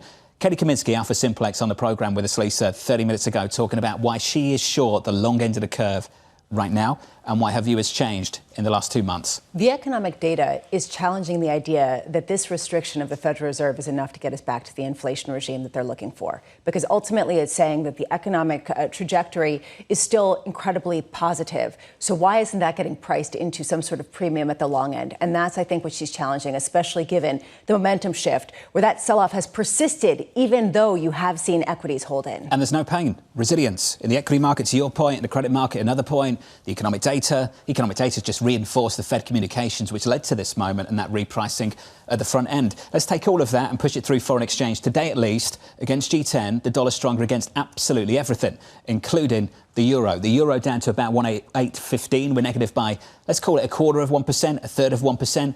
Our next guest in just a moment on why this maybe isn't the trade, on why they're short the US dollar. Look out for that in just a second. 108.15 on that currency pair. Under surveillance this morning, our top stories. Republican leaders confident they can reach a deal to avert a government shutdown. Speaking after a meeting with President Biden, Speaker Mike Johnson and Mitch McConnell saying they're optimistic despite remaining far apart on key issues ahead of Friday's deadline. The two sides' long-standing disagreement on aid for Ukraine and Israel, as well as the US-Mexico border, remain at the centre of negotiations. Senate Majority Leader Chuck Schumer describing the talks as, quote, the most intense he's ever encountered. So this is what's amazing to me. It looks intense. It looks like there is some real division there, yet still there is this confidence that ultimately we come to an agreement or maybe we kick the can down the road. Is that because now the Republicans believe, based on your reporting and the people we've spoken to, this is no longer the outcome they desire? They need to, for their own good, do something about it. Well, when it comes to the shutdown, Americans don't want to see shutdowns, and largely historically you've seen them actually blame Republicans. So it looks like what you see from Speaker Johnson, Punchbowl News reporting, he's just going to move the goalpost, kick the can down the road. March 8th and March 22nd become the new deadlines. What he needs to do in the next few days then is shore up the top line on these appropriation bills so they can get passed through. I still think there's going to be a lot of back and forth when it comes to these issues some of the hard right want in terms of policy writers. And then the most intense part, Jonathan, was less so about keeping the government open. Everyone pretty much agreed in that room we should keep the government open. It was about aid to Ukraine. And that's when we heard our guest earlier, Kim, talk about the fact that Bill Burns coming in was a big part of that to try to hammer home this point to Speaker Johnson about why the administration thinks it's critical. And that's the politics. Let's squeeze in some earnings. TJX, just drop it across the Bloomberg, expects to buy $2 billion to $2.5 billion of stock in full year 2025, expects to boost the dividend by 13%. That's the capital return program. Lisa, we can talk about the numbers, but we mentioned, I said it rather snarkily just the other day, if you can't get deals done, I mean, just sort of buy yourself. Capital return seems to be the way forward. And that's been, frankly, the way that a lot of different companies have felt the need to deploy their cash. But what's fascinating to me is that it's actually more expensive now to do any kind of financing in the bond market, and that's what's pushing people more to equities. I will say they also came in with lighter than expected comparative sales, and they expect that to continue going forward. So to me, that's fascinating because this caters to the middle income family or the lower income family a bit more than, say, the Macy's that's moving to Bloomingdale's. So we see that trend on the margins continue. Yeah, you see it in the outlook for the first quarter comp sales, +2 to +3%. That's the range they're offering this morning. The estimate was positive 3.84%. Pick up on that story in just a moment. The stock is just about positive in the pre-market. I want to talk about tech and one firm in particular, Google. The CEO saying the failure of its AI-driven image generation feature is, quote, completely unacceptable. In an email to staff, the CEO of Alphabet, Sundar Pichai, addressing criticism after the company's Gemini depicted historically inaccurate scenes. In the memo, Pichai saying structural changes will be made to prevent further incidents, stressing the need to deliver unbiased and accurate information. Now, I wonder what he's alluding to here, Ramo. I don't. I mean, I guess that there's a real issue here, because is he countering it right now in terms of the reputational risk? Or does he have to really go deeper to say what went wrong with the processes, when they were aware of this, why they didn't slow this down, why he wasn't more aware of this, and really highlight exactly how they're adapting to the AI models that they've currently created? Essentially, this is saying that their data sets were projecting something that the end user didn't want to see. I think we have to draw a distinction between a regrettable mistake and an accident. Making an accident would imply they weren't aware that this wasn't working quite the way they thought it would be. A regrettable mistake is it works exactly the way they thought it would. It rolled out, the pushback was severe, and now they regret it. It's a regrettable mistake. But was it truly an accident? And the structural changes that the CEO is alluding to there, that implies that maybe this wasn't. And that's a big problem. It wasn't in that they were trying to offset implicit biases in their data sets, and maybe it went too far. The issue that I think that's a bigger issue is, how do you deal with the fact that people are biased? They put that data in, and that's going to generate biases. So then you're going to have biases that get entrenched in social norms. This is the difficulty. So how do you, as a content provider, a content search engine, how do you offset that? What are the right parameters for that? And who is in charge of that? These are all very big questions that we haven't established. Two things. Can you put the genie back in the bottle, though? Everyone knows they came out with it, as Nate Silver was saying, prime time, when it wasn't ready for prime time. And then what is going to be the response in Washington, D.C.? Yet again, J.D. Vance, yesterday at a tech conference, partially hosted by Bloomberg, called for saying it's long past time. Google needs to be broken up. And they have issues with what you're talking about, Jonathan, this underlying, what some of these Republicans would call underlying bias on the left when it comes to some of these tech companies. I'm going to sound like a free market libertarian. Excuse me just for a moment if I sound like a free market libertarian. Not that there's anything wrong with that necessarily. Lisa, you said it the other day, and I think you nailed it. We can't rely on the regulator to do anything about this. They're slow. You've got some people in this world begging for the regulator to step in. I don't know if we could rely on them, even if they were up to date on all of this stuff. The market's spoken. They've rolled this out, the consumers push back aggressively, and they've had to change course. And it's not for the first time we've seen something like this. Can we keep relying on the market to do the regulator's job for them? To build on that, is this actually things working right? That people did push back and then they're reassessing? And on some level, isn't this the preferred method when you still have the intellectual creativity to create some of these models that will be the future? For now, at least. Let's leave that story there. We're counting down to key economic data a little under an hour away. US GDP and core PCE numbers coming out at 8:30 Eastern time. After that, we'll hear from a trio of Fed speakers, Bostic, Collins and Williams, all speaking later on today. This as bond traders pull back on rate cut bets, now expecting the Fed to cut 3 times this year, having previously expected as many as 6 or 7. We can talk about what this means for foreign exchange. Mark McCormick of TD remains bearish on the US dollar. Here's the quote from him. The clear shift is in the direction of a better global growth engine. We pushed back on the dollar rally in October, underscoring that the US exceptionalism theme was waning. Global growth, not just the US, is improving, creating tailwinds for global equities, a weaker dollar, and outperformance of cyclical assets. Mark McCormick is with us now for more. Mark, let's get into it. Regime change. That's what you think. Absolutely. Walk us through what's changed. So, in the context of the FX market, there's been a dramatic regime change. We went from 2 years of focusing on a couple factors that relate to all the things that are happening around the world. We had carry outperform, which we had countries in emerging markets that have higher yields. Those currencies outperformed, which was quite interesting in itself because this came through a Fed tightening cycle.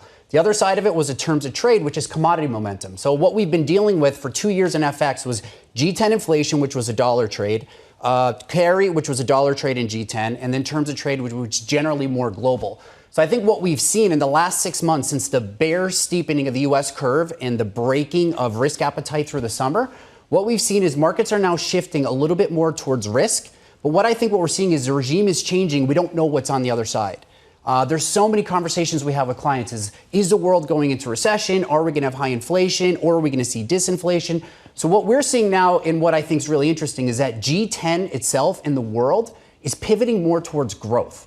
We're carrying, what we see in our models is less focus on inflation. So if inflation's going up, you don't want to buy the currency anymore. What we're seeing is that growth is being upgraded largely because what the market cares about has changed in the last 6 months. Well, let's get to the menu in G10. We'll go through some numbers. So sterling, 126, the euro, 108, dollar yen, 150-ish. Yes. Where do you want to play this story? Through what? Yeah, so I think you want to play through a mix of G10 and emerging markets. And that's what's interesting about FX, because what we're seeing is now in the way that we analyze the markets, we're seeing G10 and emerging markets participating at the same time to basically collaborate against the dollar. So if you think about what's high quality in emerging markets, you've got India, you've got Mexico, you've got Brazil, you've got Colombia. So you've got the carry story, and you've got some high quality growth story. But I think India is the key thing you want to be looking at. Another thing that we really like is Korea. Korea is correlated to the global growth story, which this is where I think everyone's been wrong. Everyone's been focused only on U.S. exceptionalism. But if you look at leading indicators, nowcast, data surprises, data trends, all these things in Europe and in Asia, everything is participating at the same time. So last year we went through a wave of U.S. looks great, China and Europe are underperforming. At one point, China and Europe look great, the U.S. is underperforming. What we're seeing for the first time is all three regions are firing in the same direction. And that is positive for global growth dynamics, it's positive for equities. So that's good for sterling. It's good for euro. I don't think euro is the best way to trade this. And the yen is also more of a BOJ feature. So the way that we like playing the G10 is you're selling the Swiss versus the yen. Because the SMB's done, BOJ's ready to go. I think there's market spending way too much time listening to what the BOJ says because they are never going to spoon feed you.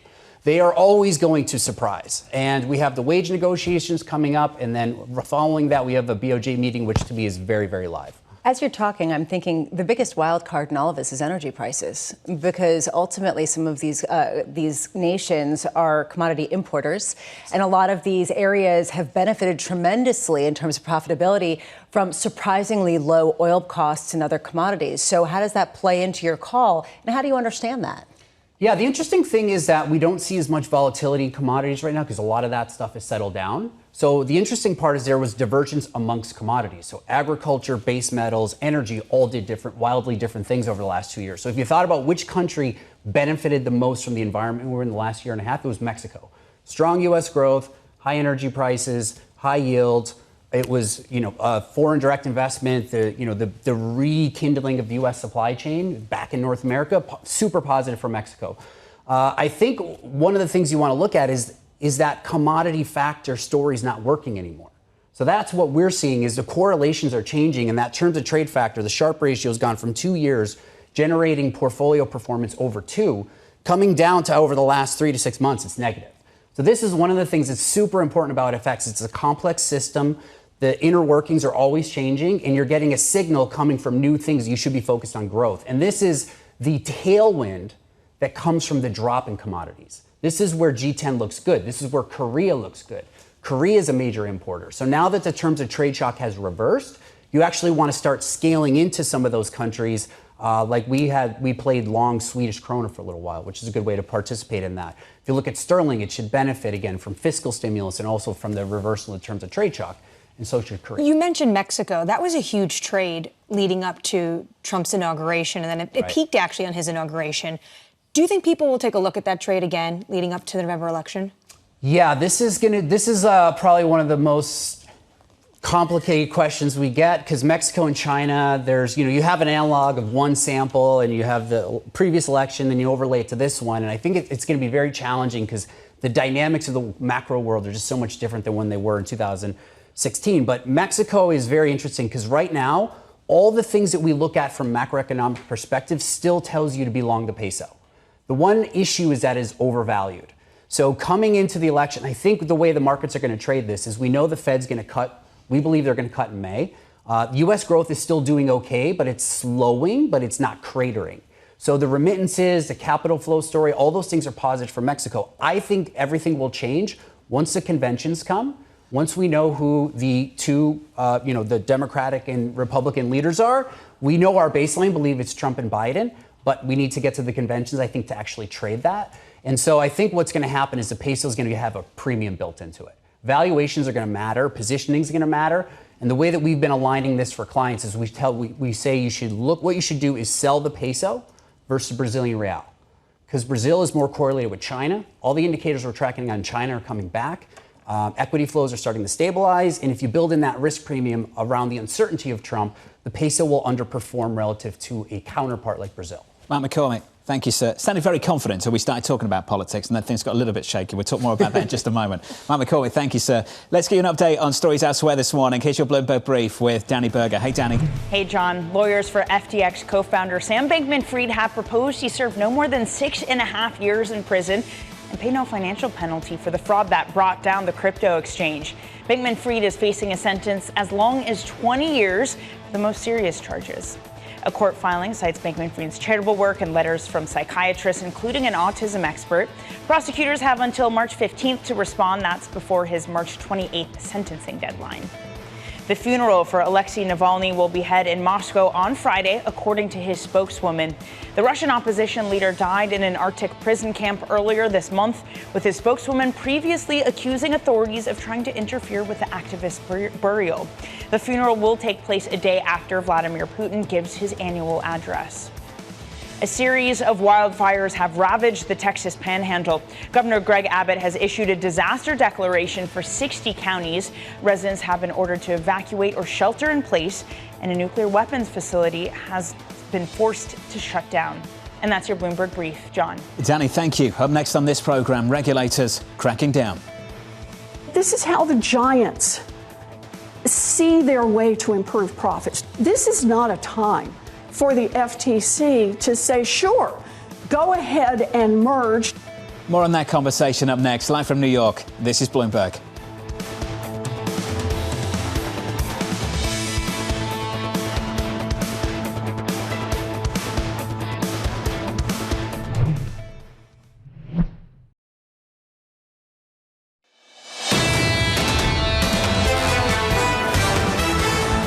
Live from New York City, equity futures negative here, 1/3% on the S&P 500. Yields a little lower. We're down 2 basis points on a 10-year, 428.36. Under surveillance this morning, regulators cracking down.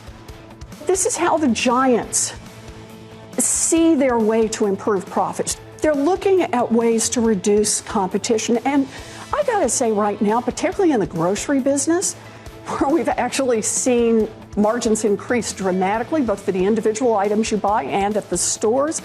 This is not a time for the FTC to say, sure, go ahead and merge. Here's the latest this morning. Senator Warren urging the FTC to block Kroger's $24.6 billion acquisition of Albertsons. This as scrutiny mounts over acquisitions, with the DOJ initiating an antitrust investigation into United Health, the largest U.S. health insurer, according to people familiar with the matter. Bloomberg's Michael Shepard joins us now from D.C. for more. Shep, can we start with United Health? What are the team learning down in Washington, D.C., based on our reporting? What's happening here?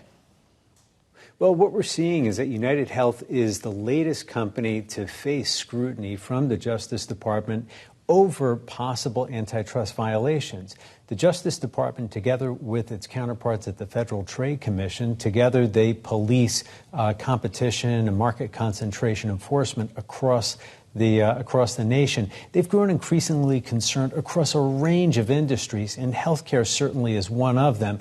With consumer prices ultimately and consumer access to healthcare as well, the real issues at stake here. And we'll be learning a lot more about this probe as it unfolds and what steps the DOJ may ultimately seek as remedies if it finds something truly amiss.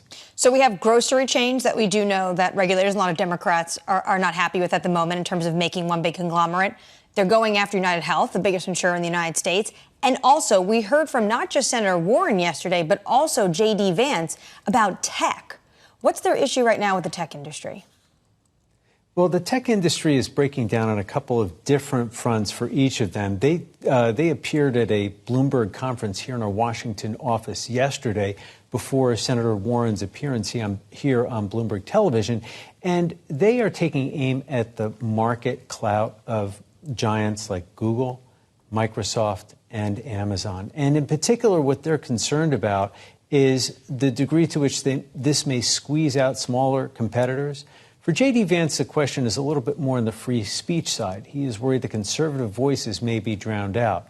For Elizabeth Warren, during her remarks at this event, she was focused on what these cloud providers may be doing in the area of artificial intelligence. And that matters because AI is such an important and promising frontier for big tech companies. And it's something that they have been trying to develop as an advantage going forward in the marketplace. For Senator Warren, though, she sees that as a risk. Her fear is that if these companies gain too much control and do not have restrictions on their use and development of the technology underpinning AI, the so-called large language learning models, what happens? That will crowd out smaller competitors, and it will ultimately have an effect on consumers and maybe on the marketplace as we see going forward. It was another day of interesting bedfellows then, because Senator Vance also in this appearance said he likes Lina Khan, thinks it's one individual in the Biden administration he actually gives high remarks. Given the fact that you do see someone like Senator Warren and Senator Vance, Senator Warren and Senator Hawley lining up on some of these issues, could Congress move on any of this? You know, it's a great question, Annmarie, and it's something we're going to be looking at and reporting on, because when you talk about strange bedfellows, you don't see it as often these days on Capitol Hill, where the political divisions run so deep. Yet between the two parties, there is occasionally a common thread of economic populism. And this is where you see somebody like J.D. Vance and someone like Elizabeth Warren actually finding a little bit of common cause as they look to some of the giants in the marketplace, not only in the area of grocery stores, in the area of technology, but we also mentioned healthcare too. All of these issues are what matter to their constituents, and this is something where you could see them coming together. We'll have to track it going forward, because also right now on Capitol Hill, we're seeing them have such difficulty getting even the basic things like a spending bill completed in time to avert a government shutdown. Well said. Very true. Michael Shepard down in Washington, D.C. Michael, always enjoy it. Good to catch up as always. Mark McCormick at TD Securities back with us. Mark, let's talk about the politics. You talked about when this gets real. You said it gets real after the conventions. We have to confront that we end up with President Biden versus former President Donald Trump. Can we talk about the spread between perception and reality? And I'll set up perception and you can give me the reality. The perception is the Republican Party traditionally pro-business, that a former President Donald Trump will come in and be business friendly. Can you talk to us about the reality based on the conversation we've just had? Just how business friendly this Republican Party in this iteration may well be this year? Well, I think a big part of it will come back to the way it works from a top-down perspective on monetary and fiscal policy. I think one of the things that's clear is whether it's Trump or whether it's Biden, both governments are going to spend. And the spending, I think, is one of the things that when we gloss over whether or not this is good or bad for the market or for currencies, the dollar in particular, I think one of the things that worries me is everyone's glossing over the fact that the U.S. fiscal deficit pre-COVID versus where it's going and the amount of bond supply that's coming is not great for the world's reserve currency. I think the other side of it is that whether or not, again, if we take the baseline of where the Republicans, it's potentially business friendly for the U.S. It's maybe better for small businesses. Maybe it's better for the domestic agenda in the U.S. economy, but it's not great for the global economy. And I think one of the things that we're seeing is we're moving, and this has been happening for at least 10 years, we're moving into a fractured, multidimensional world where it's Americas, Europe, and Asia. And I think when you think about the prospects around how this works with the markets and how these things shake out, the geopolitics is one where blocks are trading with blocks. And so whether or not, again, the agenda will be good for certain sectors of the U.S. economy or certain equity markets from a macro perspective, I think any fracturing of the global system is marginally not great for the dollar because the dollar is the hegemonic power that unifies that global system. So I think those are the things that we're looking at from an FX perspective. Again, rather just being like, last time Trump won, dollar rallied because U.S. looked great. I think the context is so much different this time. It was interesting. I remember when Kashgari talked about the deficit, and one thing he pointed out, Lisa, is that, yes, the deficit might be an issue, and yes, yields have repriced, but the dollar didn't sell off in that moment. And I think that was a really, really important point. Whether that changes this year into next year, if this deficit gets bigger, if we push out those tax cuts again, I think that's going to be one to watch. Especially given some of the concerns about the reserve status and just especially with Russia. You think about Janet Yellen's recent comments about what's going to happen with Russia. How much does that really change the dial in any way for the broader world versus just a Russia issue? TBD. Hey, Mark, it was good to see you. Thanks for having me. TBD, we'll talk about it more in the future. Mark McCormick there of TD Securities. Coming up next on this programme, in the third hour of Bloomberg Surveillance, Jack Caffrey of JP Morgan Asset Management, Bloomberg's Ed Ludlow and Greg Dacko of EY. All of that still to come from New York City. Equity futures off session lows. We're negative 0.4%. Yields a little bit lower, down negative 2 basis points on a 10-year, 428.55 from New York. This is Bloomberg.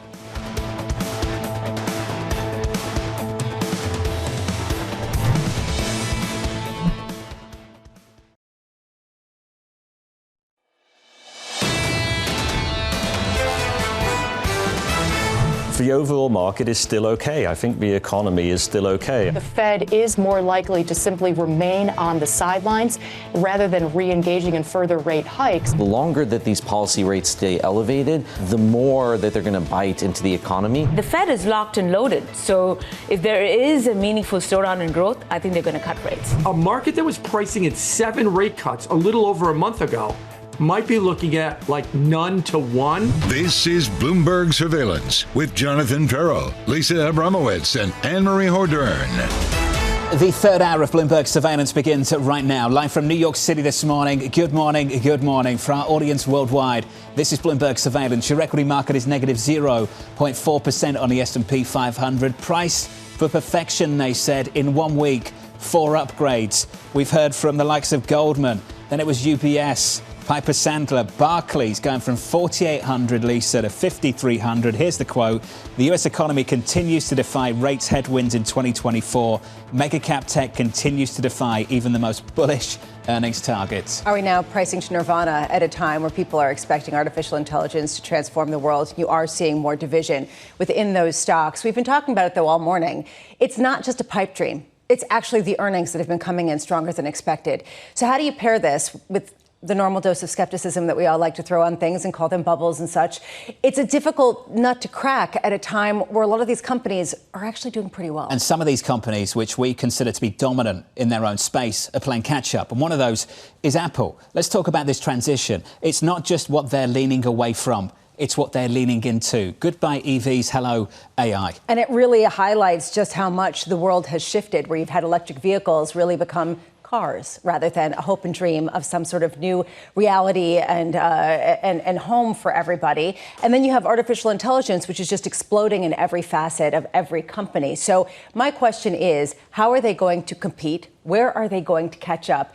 And Apple, can they play the same playbook where they basically perfect it? They're late, but they do it better than everybody else. Yeah, absolutely. When it comes to the EV game, looking at what Apple wanted to do, I think the biggest winner of sigh of relief had to be Tesla. And Elon Musk's tweet was great. It was like, thank you so much, and I'm smoking a cigarette. But when it comes to actual EVs, his biggest challenger is going to be China. But the entire EV market, whether it's GM in Michigan, whether it's Mercedes in Germany, they're all talking about the fact that the demand is just not there. And then Apple wanted to make something that was a massive price point of $100,000. But all those individuals working on that car, a lot of them were AI tacticians. So they're set up for when they move into the next phase. That car, 100K, did not have the margins that they want.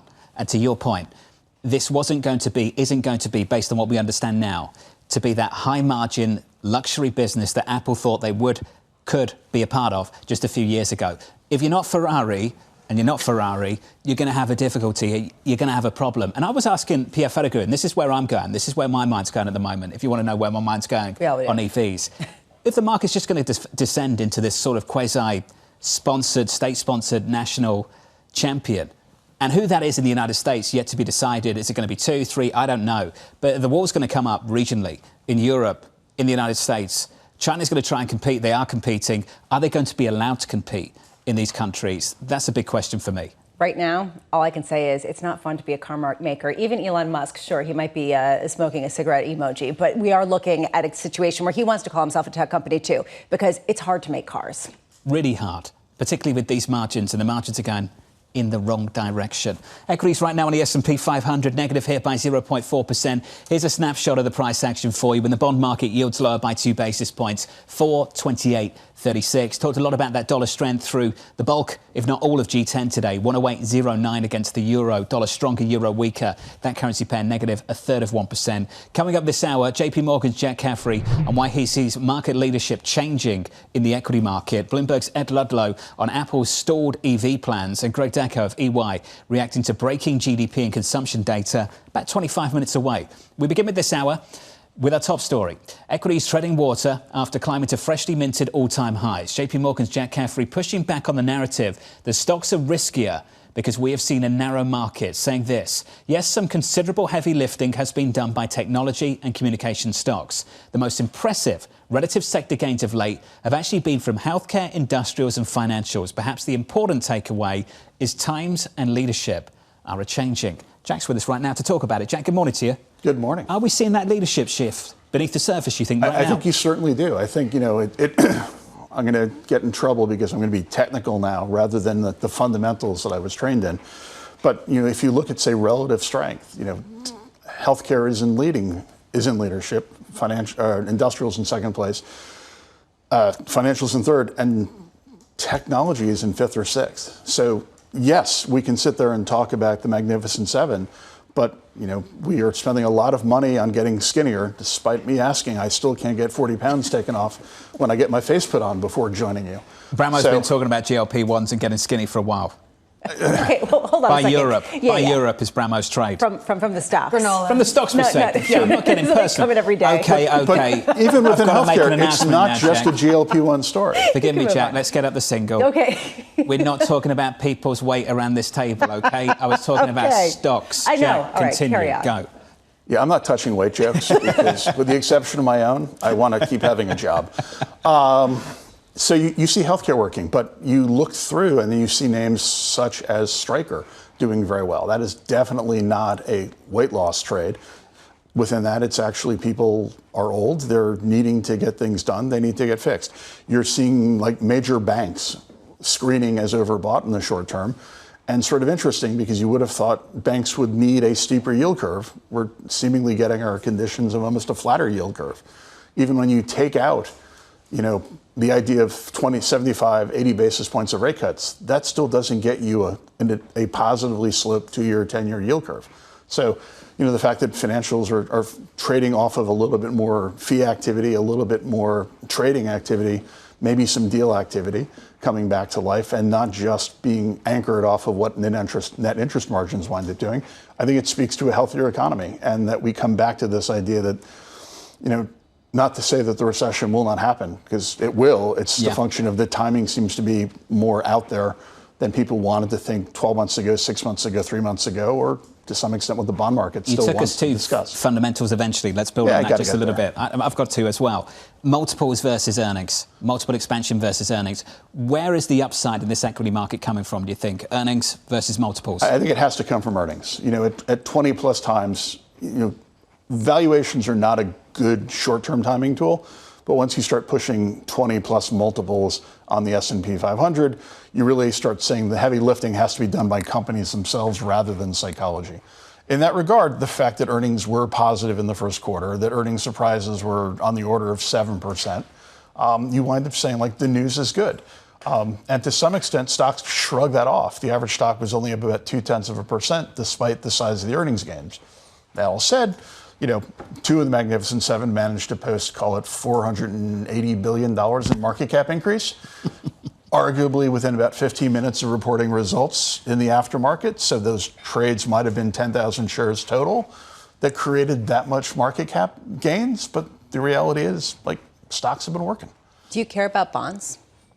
The fact that yields have gone up so dramatically, the fact that we're I think that stocks have been able to look through that interest rate increase. I mean, the 10-year's gone from 4% to 4.30 last night. I think speaks to the news has been good in the corporate sector, and I think fixed income is following the reality rather than leading.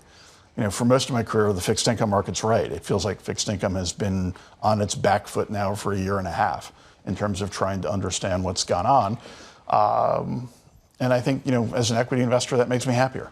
Does that mean that you can ignore the Fed, or that you can basically park the idea of the changing Fed expectations and prioritize fundamentals and technicals about, earnings and what's leading? I don't want to be Pollyanna. And I say that because if we look within, implied equity volatility, the VIX is at 13. So equity volatility has returned to levels we saw before COVID when nothing could go wrong. Implied yield volatility is 110, and that's at levels that are low relative to the last 2 years, but running two plus times what fixed income volatility was before COVID hit. So as an equity investor, if something bad happens, it's most likely going to be reflected in shifts in yields quickly, and then equities will probably be put on their back foot by bond yields spiking higher for some reason. Now, if yields fall, that probably fits into a narrative of the economy slowing, and then maybe we should probably be more concerned about those positive earnings expectations we all have.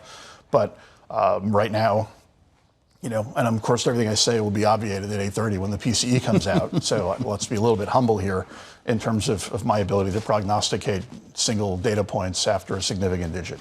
That data 20 minutes away. So we've ignored the bond market. We've been captivated by two stock stories. You mentioned them, Nvidia and Meta, with single day. I didn't mention them, you did. I did. You alluded to them. Single day market cap gains of more than $200 billion, which is just amazing. That's nuts. So you did suggest it. And then ultimately, we've ignored what's happened abroad, which is all-time highs in Germany, all-time highs in France, all-time highs in Japan. Can you talk to us about opportunities beyond the United States abroad? Certainly the Japan story has been impressive and largely silent to, I think, most international investors, because it was really easy to spend the better part of my career saying, run a global portfolio underweight Japan. To the extent you've seen structural reform in Japan, that's impressive. To the extent you have companies that had as much as 40% of their balance sheet in cash, an asset that earned 0, and they could still generate returns on equity of 7, 8, 9% with nearly half your balance sheet doing nothing for you, it would suggest that there's actual profitability there. And in a world of maybe trying to friendshore certain key technologies, Japan has a history of precision manufacturing. They understand these technologies. And if you can get over the fact that you might build a semiconductor fab in an active earthquake zone, maybe there should be some interesting capital spending decisions that wind up going there, and the government says, we'd like to be your friend. It's a very good final point. We'll leave it there. Jack, thank you. It's good to see you. Really thoughtful, as always. Jack Caffrey there of JP Morgan. Stocks at the moment down about 1/3 of 1% on the S&P, negative by 0.4% on the S&P 500. Have you read Chip Wars? It's a fantastic book. Yeah, it is a fantastic book. It talks about where those plants are and where those plants probably shouldn't be. Well, this is why Bank of America put on their top global risk for the year, citing a lot of data from the geopolitical world, that the Magnificent Seven exposure to Taiwan is more than 90% when it comes to those chips. That's why I see this administration trying to build fabs in the United States, and also even TSMC moving to places like China, more friendly countries. Massive issue. Let's give an update on stories elsewhere this morning. Here's your Bloomberg Brief with Danny Berger. Hey, Danny. Hey, John. Voters in Michigan are bringing the nation closer to a rematch between President Biden and former President Trump. With 98% of the vote counted, President Biden won with 81.1%, while 13.3% voted uncommitted. Democrats may have been trying to send the president a message, with detractors pushing for those uncommitted votes to protest Biden's handling of the Israel-Hamas war. Michigan is home to a large Arab American population. Now, as for the Republican primary, former President Trump defeated Nikki Haley by a vote of 68.2%. Haley's was 26.5%. U.S. mortgage applications have dropped for a fifth week. They're now nearing the lowest level since 1995. Now, according to the Mortgage Bankers Association, those applications fell last week by 4.5%. Mortgage rates for a 30-year fixed contract started below 7%, but now they're sitting at the highest mark of the year so far. Starbucks says it has agreed to meet with the main union representing its workers. The two sides are expected to build a framework for collective bargaining agreements. The company will also offer benefits and credit card tipping to those with Starbucks Union Workers United. Those perks were previously only offered to non-union shops. Starbucks has faced disputes with union organizers and the National Labor Relations Board since the first store voted to unionize in 2021. And that's your Bloomberg Brief. John. Danny, thank you. Up next on this program, Apple slamming the brakes on its EV plans. Apple has tried very hard, and they came to the conclusion they can't make like a sustainable and good business at doing cars. That's coming up next, live from New York. This is Bloomberg.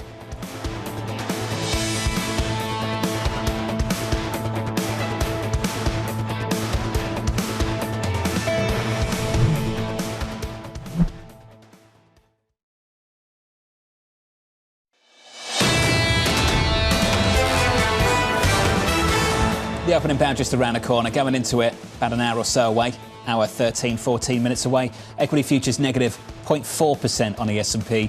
Yields are lower by a couple of basis points, 427.76. Some economic data about 13 minutes away. We'll break that down with Mike McKee and Greg Dacker of EY in just a moment. Under surveillance this morning, Apple slamming the brakes on its EV plans. Apple has tried very hard, and they came to the conclusion they can't make like a sustainable and good business at doing cars. Tesla has been doing an extremely good job, has pushed like the bar very high, and now the Chinese are coming in, filling the void around Tesla, and the competitive game between Tesla and the Chinese is not going to leave much room for others to be successful, even if you're Apple. Here's the latest. Apple ending its decade-long effort to build an electric car. Sources telling Bloomberg that executives will shift EV team members to the AI division as Apple refocuses on generative AI in a race to keep up with its peers. Dan Ives of Wedbush saying this: Apple saw the writing on the wall to rip the Band-Aid off its Project Titan. It's clearly another negative narrative for the EV industry. Ed Ludlow joins us now for more from Bloomberg Technology. Ed, let's get into this story together. Right. What changed for Apple? Yeah, I think that the barrier to entry for the EV industry was high. I think what's confusing for an audience around the world is that no one was ever really clear what the end goal for Apple was. So at one time, they were working on a kind of all singing, all dancing, fully autonomous vehicle where it's a luxury price point. You know, John, you're sitting in the back on your way to Midtown to get into surveillance. And then a few months ago, they shifted and said, actually, that's not going to work. Let's do a lower level of autonomy. And make it more of a consumer product that the consumer gets behind the wheel, even if it's at an elevated high price point. You know, we report in Mark's story that there's around 2,000 people on the team working on Apple, and many of them will lose their jobs if they're not shifted to generative AI. But I remember a time where there were 5,000 people working on this project for Apple, and it's just not really gone to plan because the end goal's not been clear. Ed, do you think the message is bigger here to Michigan, or is the message bigger to Apple staff that maybe they're behind on AI?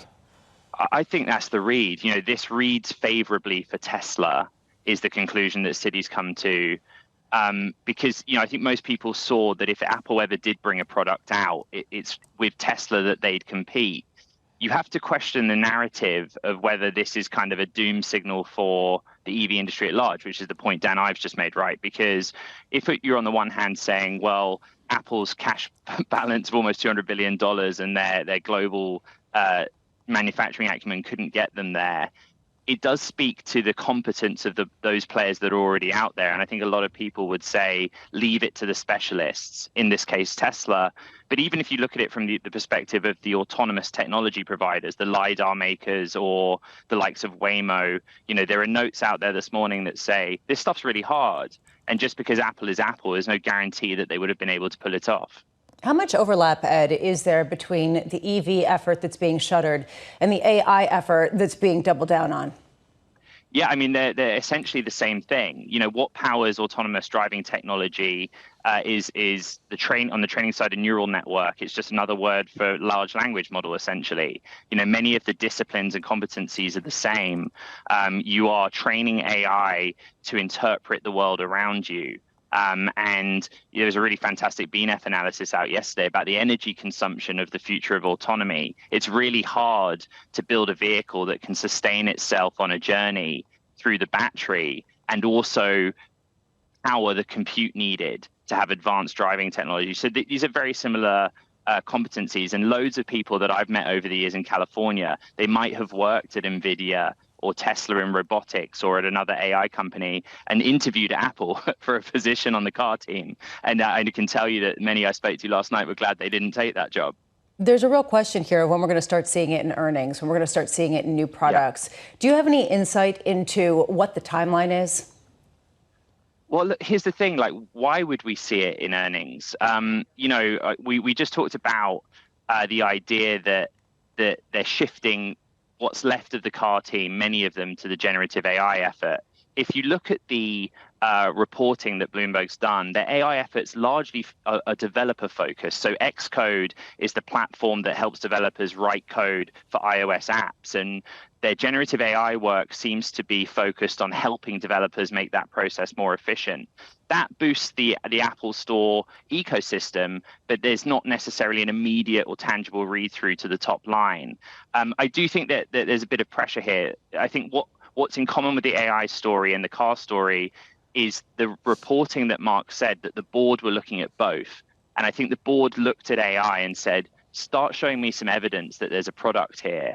And they had the same conversation around cars. and the product wasn't there. So they said, okay, let's shut it down, shift the resources to the AI project. But it's still not clear, same as with the car, what is the consumer-facing generative AI tool here?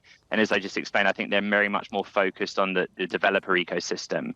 And as Tim's reflected on the call, you know, they feel they've got a long-standing history of AI and machine learning. It's just not in the way that OpenAI or Microsoft are putting it to us right now. Do you think that we can get enough clarity around use cases that we can develop a new iPhone this year that leads to enough appetite to get an aggressive upgrade cycle, one that's been absent over the last 12, 24 months?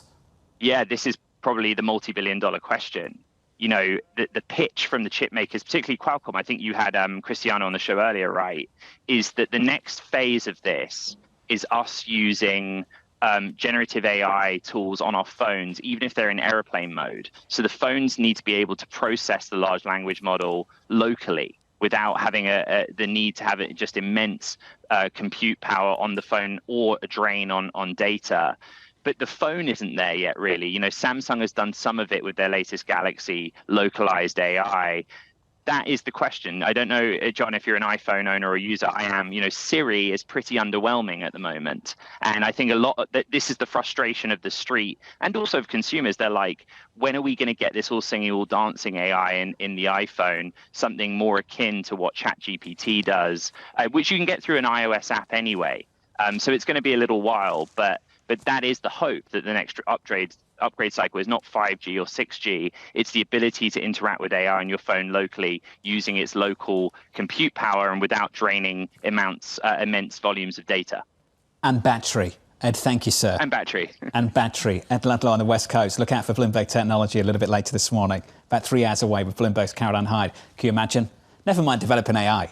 You need a way better battery to deal with some of this stuff. I know you've got issues with batteries. You think? Yeah. I mean, how's that going with the old one? Actually, you know what? It was tricky for a couple of weeks. It's settled down. Okay. Things are all right. I haven't upgraded. All right. I mean, it's true. The battery change is the real motivator for me to get a new phone. When I start to have about 2 minutes until it starts to die. You upgraded, right? Yeah, that's basically how it Dan works. Ives has been talking about this massive upgrade cycle that's coming, right? Hasn't come.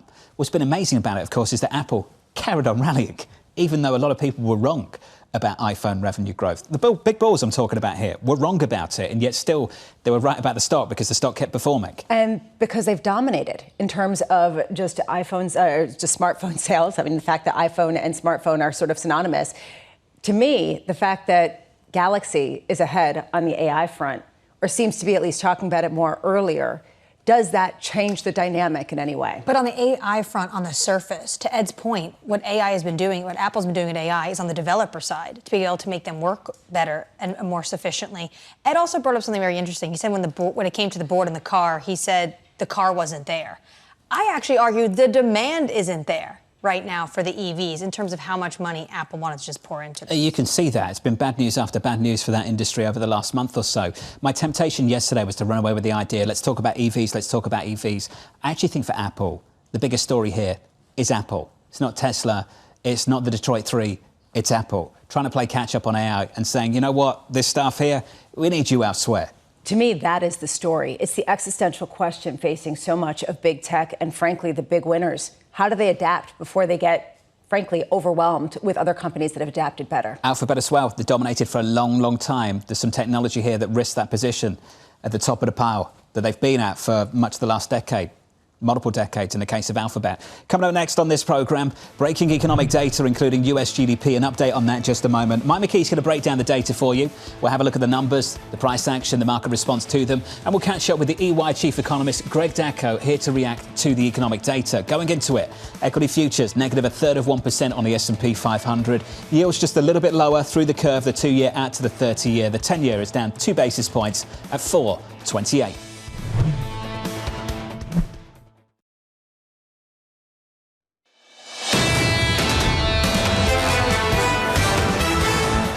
Stocks on the S&P 500 negative here by 1/3% on the S&P, a little bit lower on the Nasdaq, down 0.5%, a little bit lower on the Russell. The small caps underperformed, down by 0.6%. Bit of economic data for you in just a moment, an update on GDP for the fourth quarter, on PCE as well, 24 hours away from the PCE core deflator, the Fed's preferred measure of inflation. That's coming up tomorrow morning. Yields on the bond market look like this. Going into all of that, your 2-year yield is down 3 basis points. The 2-year 4.66 with a sprinkle of economic data. Here's Mike McKee. Morning, Mike.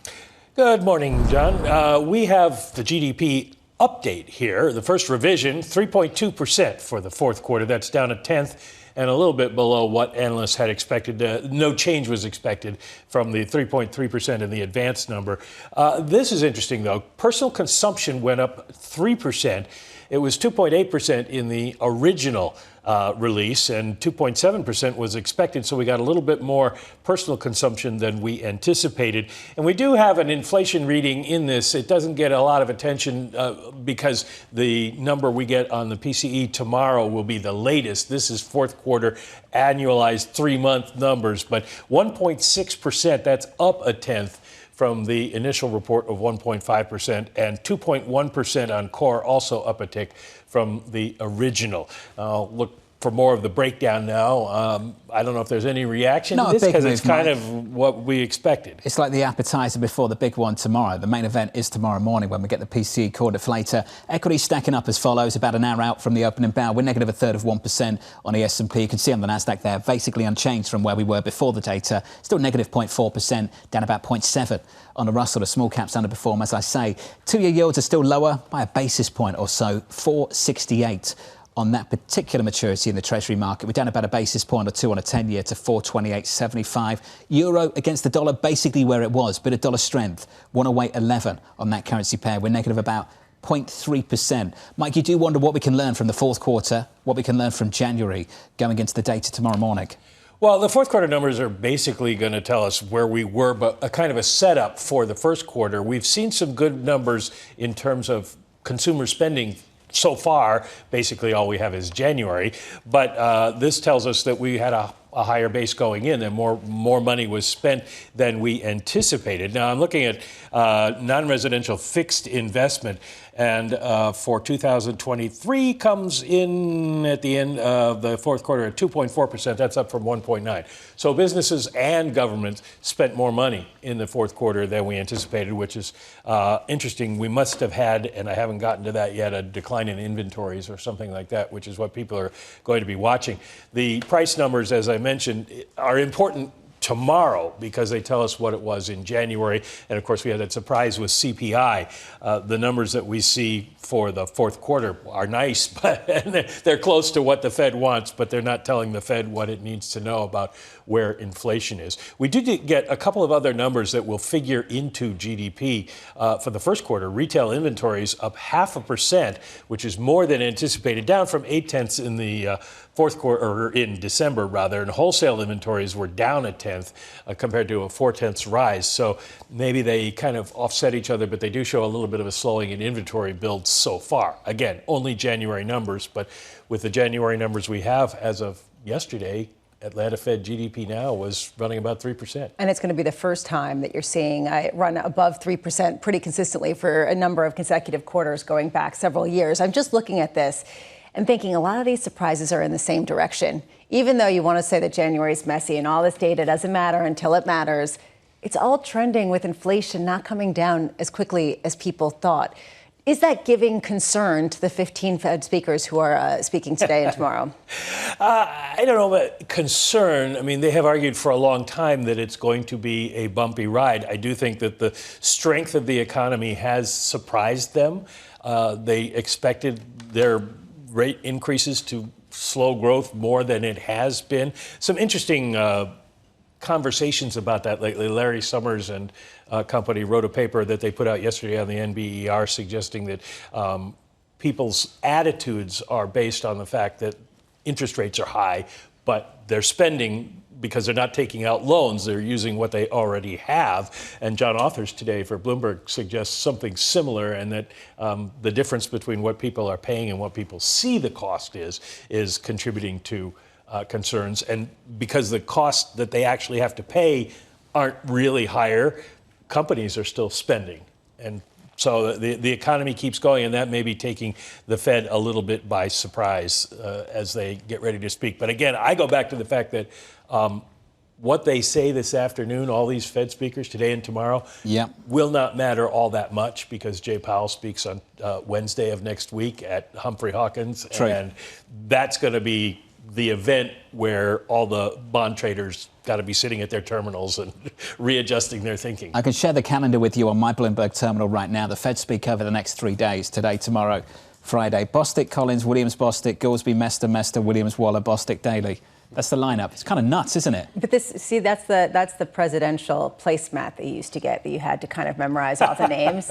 This is just, Fed version. Just incredible. You're going to hear from all of those Fed officials to respond to the data we're going to get tomorrow morning. Greg Dacko's with us now, chief economist at EY, to weigh in on some of this. Greg, noise versus signal in January. How much of this was noise? How much of it is signal? I think, unfortunately, we had a lot of noise in the January data. It's not just one direction. I think we had an inflation print both on the CPI and PPI front that were quite noisy. A lot of January reset in services sector prices, a lot of influence from residual seasonality, perhaps even some weighing issues in terms of the pass-through from December to January. So I would tend to take a bit of a step back from the January inflation data. The employment report was also very noisy, very strong, but very noisy. And the retail sales data, home starts data were on the weaker side, but also very noisy. So it's not just one direction. A lot of noise there. I think we have to take a little bit of a step back in terms of what's happening. The disinflationary momentum, in our opinion, is still very strong. We are seeing an economy that is robust, but it's not inflationary. And the key reason why it's not inflationary is because productivity is picking up. And that, I think, has legs. Are you suggesting it won't be repeated? Just the first part of your response, it won't be repeated in the February data. I think there tends to be a bit of echo when you have movements that are that strong in one direction. So there may still be some echo in the February data, but I think we have to look at the next couple of months. And that's what some of the Fed speakers have been saying, Waller in particular. We have to look at the next couple of months of data before we make a decision as to whether to start loosening monetary policy. I think that's the better approach. Have more of a forward-looking approach. Think about the underlying drivers of inflation, which are the fact that we are seeing an environment where there is more price sensitivity, where companies are being a little bit more careful as to how much they price out, and where you are seeing that wage growth moderation, which is a key driver over the medium term of easing inflation. We had Jim Bianco of Bianco Research on this week, and he was saying that maybe inflation's bottoming out here at about 3%, and will stay here, or will even go up higher. What gives you conviction that that's not the case at a time where people are actually getting real wages and they are going out and spending, albeit with maybe a little bit more discretion, but still spending? They are still spending, but they're exercising more scrutiny as to how they spend. You'll probably see in tomorrow's report on consumer spending trends that there was a little bit of a pullback in real spending. So people are buying, but they're buying fewer goods, fewer services. They're paying that additional cost. That cost fatigue is very much part of the picture, but we're seeing a little bit more discretion in terms of spending. We're seeing a little bit more of that disinflationary pipeline on the housing front that will come to fruition. We're also seeing companies being more careful with how much cost they allow for wages. So wage growth compression is also very much part of the picture. Those are the type of disinflationary currents that have a lot of momentum and that can carry us through from 3% to 2%. I don't buy this idea that the last mile has to be the most difficult. There's no evidence of that. I keep thinking about Bespoke Investment Group and this idea that they came out with the fact that we've seen the fastest pace of actually financial condition easing over the past 4 months, going back to only times of crisis, right? I mean, this has been an implied easing of financial conditions, unlike what we've seen since the 2020 pandemic. How does that work against the Fed's goal and this sort of last mile difficulty that you don't see as a difficulty, but many other people do? I think the key question here is what the Fed is going to be doing. And market interpretation of what the Fed is going to be doing over the course of the next year has shifted quite dramatically. Just a few weeks ago, we had markets pricing in 6 rate cuts this year with the onset in March. Then there was that pushback from Powell, which led to a reevaluation of market pricing. That has helped ease financial conditions. But what did that come from? Data. And the data can switch quite rapidly, which in turn can have a rapid effect on financial conditions. And I wouldn't be surprised that over the course of the next few weeks, we see the reverse movement with all of a sudden weaker data surprising markets, leading to a repricing of more rate cuts and potentially even earlier than June. And that would shift the narrative once again. So you would have tightening financial conditions to which the Fed would probably want to react. There's been a preoccupation amongst consumers with inflation. Yesterday, the Conference Board, though, said actually people are starting to worry about the job market now. Are you seeing cracks in the labor market? We're not seeing cracks in the sense that there is a risk of a retrenchment in the labor market, but we are seeing a softening in terms of labor market momentum. We're seeing that job growth, if you exclude the December jobs report, which was very strong, we'll see what we get, the January jobs report, which was very strong, we'll see what we get in February. We're seeing a slowdown in terms of labor demand. We're seeing less diffusion in terms of job growth across sectors. We're seeing hours worked being pulled back. We're seeing the hiring rate at a low since 2014. So all of those are indicators that there is a softening in labor demand. No retrenchment. We're not seeing the type of rapid layoffs that occurred in prior recessions. That's because the value of talent is much higher than it was before. But we are seeing some signs of weaker labor demand. I know you're economists, but if you were a bond strategist, I'd be hearing by the 2-year right now, wouldn't you? 100%. That yields at the front end might have peaked. And that potentially we could even get a rate cut before June, which is now very much against consensus. Is that right? We're still holding on to our call of a May Fed rate cut, right. but we think that the data will be the guiding factor in that call. There is certainly a lot of risk that the Fed waits a little bit longer. They've been burnt on the upside in terms of tightening too late. They're likely to err on the side of caution when balancing labor market risks and inflation. So I know a lot of June guys that always write in their reports with the risk of it being pushed out. Are you a May guy with the risk of it being brought forward? Not being brought forward. Just one balance of risk, that's all, just around your call. I think that the risks are more that it's pushed back to June rather than pushed earlier. I think March is out of the question. Just trying to work out how dreadful this data might be.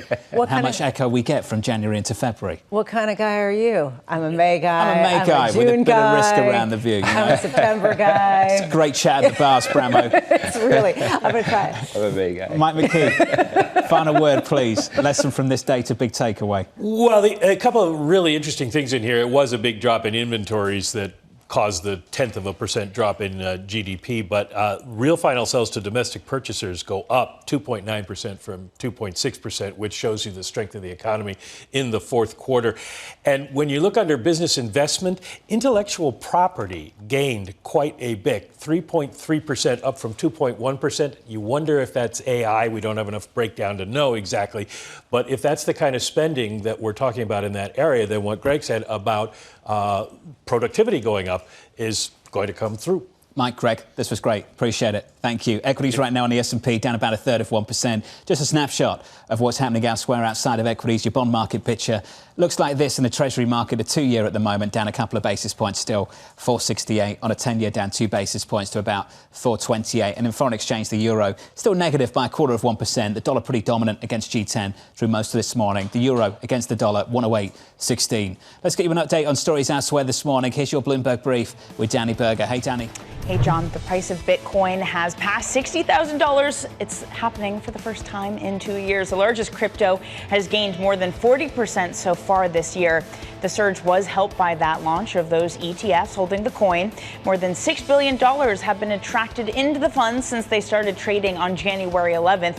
Bitcoin hit an all-time high of nearly $69,000 in November of 2021. Breaking into America's top 1% is getting harder. It now takes a net worth of at least $5.8 million to join the wealthiest group. That's up almost 15% from a year ago, according to research from Knight Frank. That figure still leaves the U.S. the 4th in the world, with a greater net worth needed in Monaco, Luxembourg, and Switzerland. A series of wildfires have ravaged the Texas Panhandle. Governor Greg Abbott has issued a disaster declaration for 60 counties. Residents have been ordered to evacuate or shelter in place, and a nuclear weapons facility has been forced to shut down. That's your Bloomberg Brief. John. Danny, thank you. Up next on this program, Washington taking big business head on. This argument has been used pretty much since the beginning of time in antitrust law. Oh, please, just let me get bigger so I can compete with the other giants. That conversation coming up next.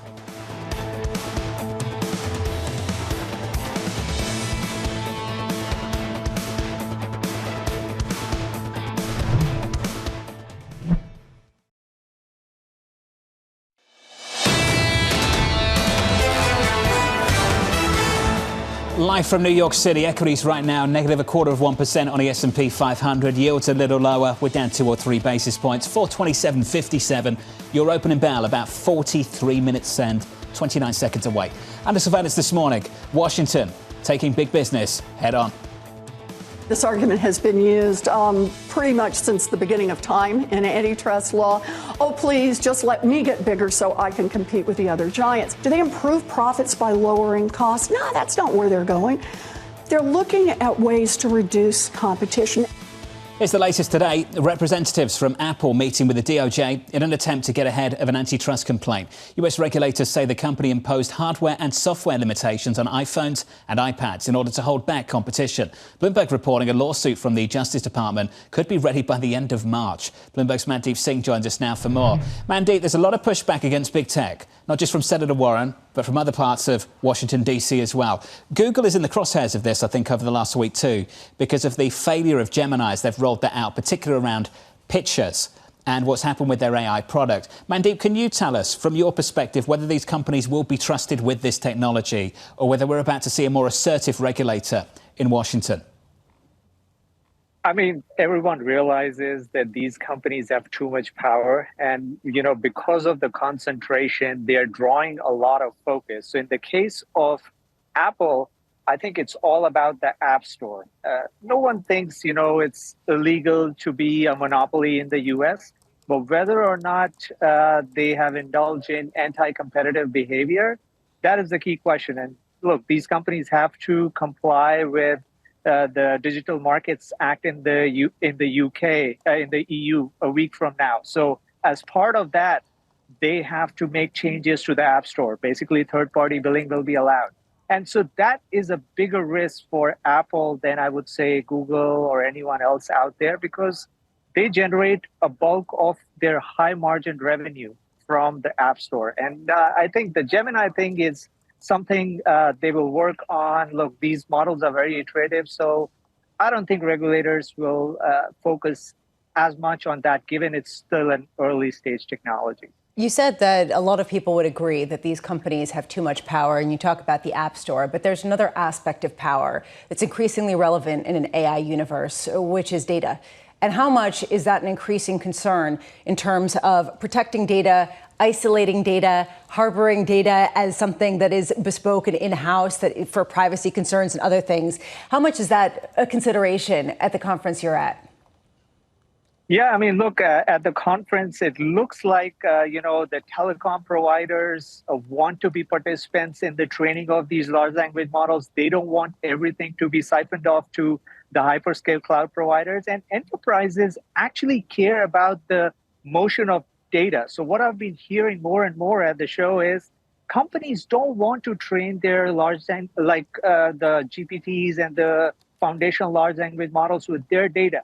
They don't want to be in the possession of their data. And that's where, techniques like retrieval augmented generation, that's gaining a lot of momentum. But basically, there are, different approaches you can use to make sure you don't let go of the data to these foundational players. And that is a big focus at the show. Mandy, we were playing with the idea of who's going to regulate big tech better. Is it going to be regulators or is it going to be markets? How much are we starting to see a real sort of discretion being played by investors in terms of which companies are using their power correctly and those that aren't? Well, so I look at it this way, there is so much innovation going on in large language models and generative AI. And at the show, I saw some demos from Xiaomi and Chinese phone makers around putting on-device AI. So clearly, the pace of this is just astronomical. And so any regulation that comes in at this stage, it's going to hurt, US-based companies or even, for the matter, companies that operate in the EU, because companies are still trying to figure out, what are the best guardrails to put. And if you put out a blanket regulation, that's going to hurt innovation, because there are other companies that are trying to, move as quickly as possible in this domain. Senator Warren yesterday talked about the major cloud services, Google, Microsoft, Amazon, and she said they should not be allowed to use their enormous size to dominate a whole new field, and that means blocking them from operating large language models you were just talking about.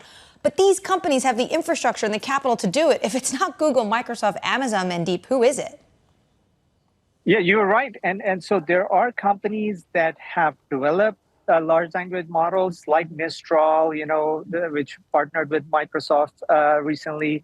And obviously, OpenAI, we know, did that in the early stage. And the reason they did it, because they need the compute and the resources. So what these partnerships do is to provide credits for these companies to run on a Microsoft infrastructure or a Google or an Amazon infrastructure.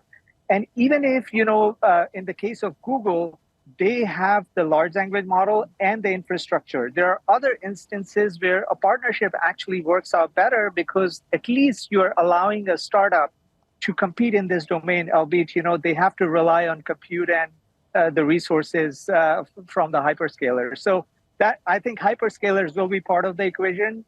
Telcos are trying to become part of the equation, but clearly this is a high CapEx a game, and companies that can invest in CapEx are the ones who will have an advantage. And Apple, we know overnight from our reporting, moving away from EVs, they're pushing into AI. What's your reaction to that? I mean, one of the biggest themes at the show this year is on-device AI. I can't tell you how much it's garnering attention in terms of things that a native LLM running on the phone can do. And so when you think about, who should be out there with a native on-device AI, it's Apple. And I think everyone is waiting to hear how they are going about it. Clearly, they are, thinking of doing something relatively quickly. But I can see a lot of the features being rolled out, and some of them are very cool in terms of, personalized assistance to productivity features without actually sending your data to the cloud, which is a big deal in terms of protecting privacy and what you are sending to these large language models. Mandeep, you just alluded to it. Why is it such a big deal? Why do I need that? Well, so think of all the things that you do on your phones, even the whole app ecosystem. Why are there hundreds of apps to make you productive? Why can't you talk to your phone in a way where it can do things for you in a very intuitive way? And that's where we are going. It will be incremental. I don't think it's going to replace the entire app infrastructure. But the way things are working out, it's more about developing workflows around how you interact with your phone and what makes you productive. And that's where on-device AI is crucial. You don't want to be sending everything to the cloud and, be doing all the computation over there. Mandeep, this is happening really quickly. Now, I won't name a company. I'll just say September is usually a month where maybe they might unveil a new phone. Is September too soon to roll some of this out? No, look at Qualcomm. They announced, a new processor that can do on-device AI. So all the OEMs working with Qualcomm will already have a phone that does something, very similar to what Apple may end up doing in September. But clearly, it's not early. They should be out there with, something that excites investors, and that could drive a new refresh cycle. We know Apple has the install base, but it's all about putting it out there and making sure it works, unlike Gemini and what happened to Google with their launches. Yeah, tough, difficult. Mandeep, thank you. Mandeep Singh there. Thanks for joining us out of Barcelona at the Mobile World Congress on the latest with Apple. I remember, and we talked about it earlier, when being in EVs was bullish. Dan Ives of Wedbush would talk about the next big phase of all this technology and all that stuff. And now all of a sudden pivoting away from EV is bullish because you're going to focus on AI. And maybe we get that technology as soon as, say, September. They roll out a new phone and then we get this big upgrade cycle that Dan's been looking for a long, long time. It's people trying to envision how we live, how we sort of communicate with our devices, how we're looking for some sort of relationship with our devices. I'm thinking about, and I mean relationship, because how much are we going to go from people doing this to people, having conversations with their phones? Tell me, do I look good today? Is that what you want your phone to tell you? No, this is what Tanger Outlets was saying, that they'd like people to, it might just might making be the, sure, Bramo, that you're okay. I don't know if I'm okay, but I do think people are going to end up having relationships, in a different kind of way. Actual relationships with their phone. Bramo, let's leave that there. Coming up tomorrow, Wei Li of BlackRock, John Hancock's Emily Rowland, Neil Dutta from ASOS Macro, Dime Brand CEO John Payton. Keep going. You've got 10 seconds to clean it up if you want. I don't need to clean it up. All right, cool. It's true. Think about it. If you can talk about it, everything with your phone, this is what he's saying, rather than more intuitive than...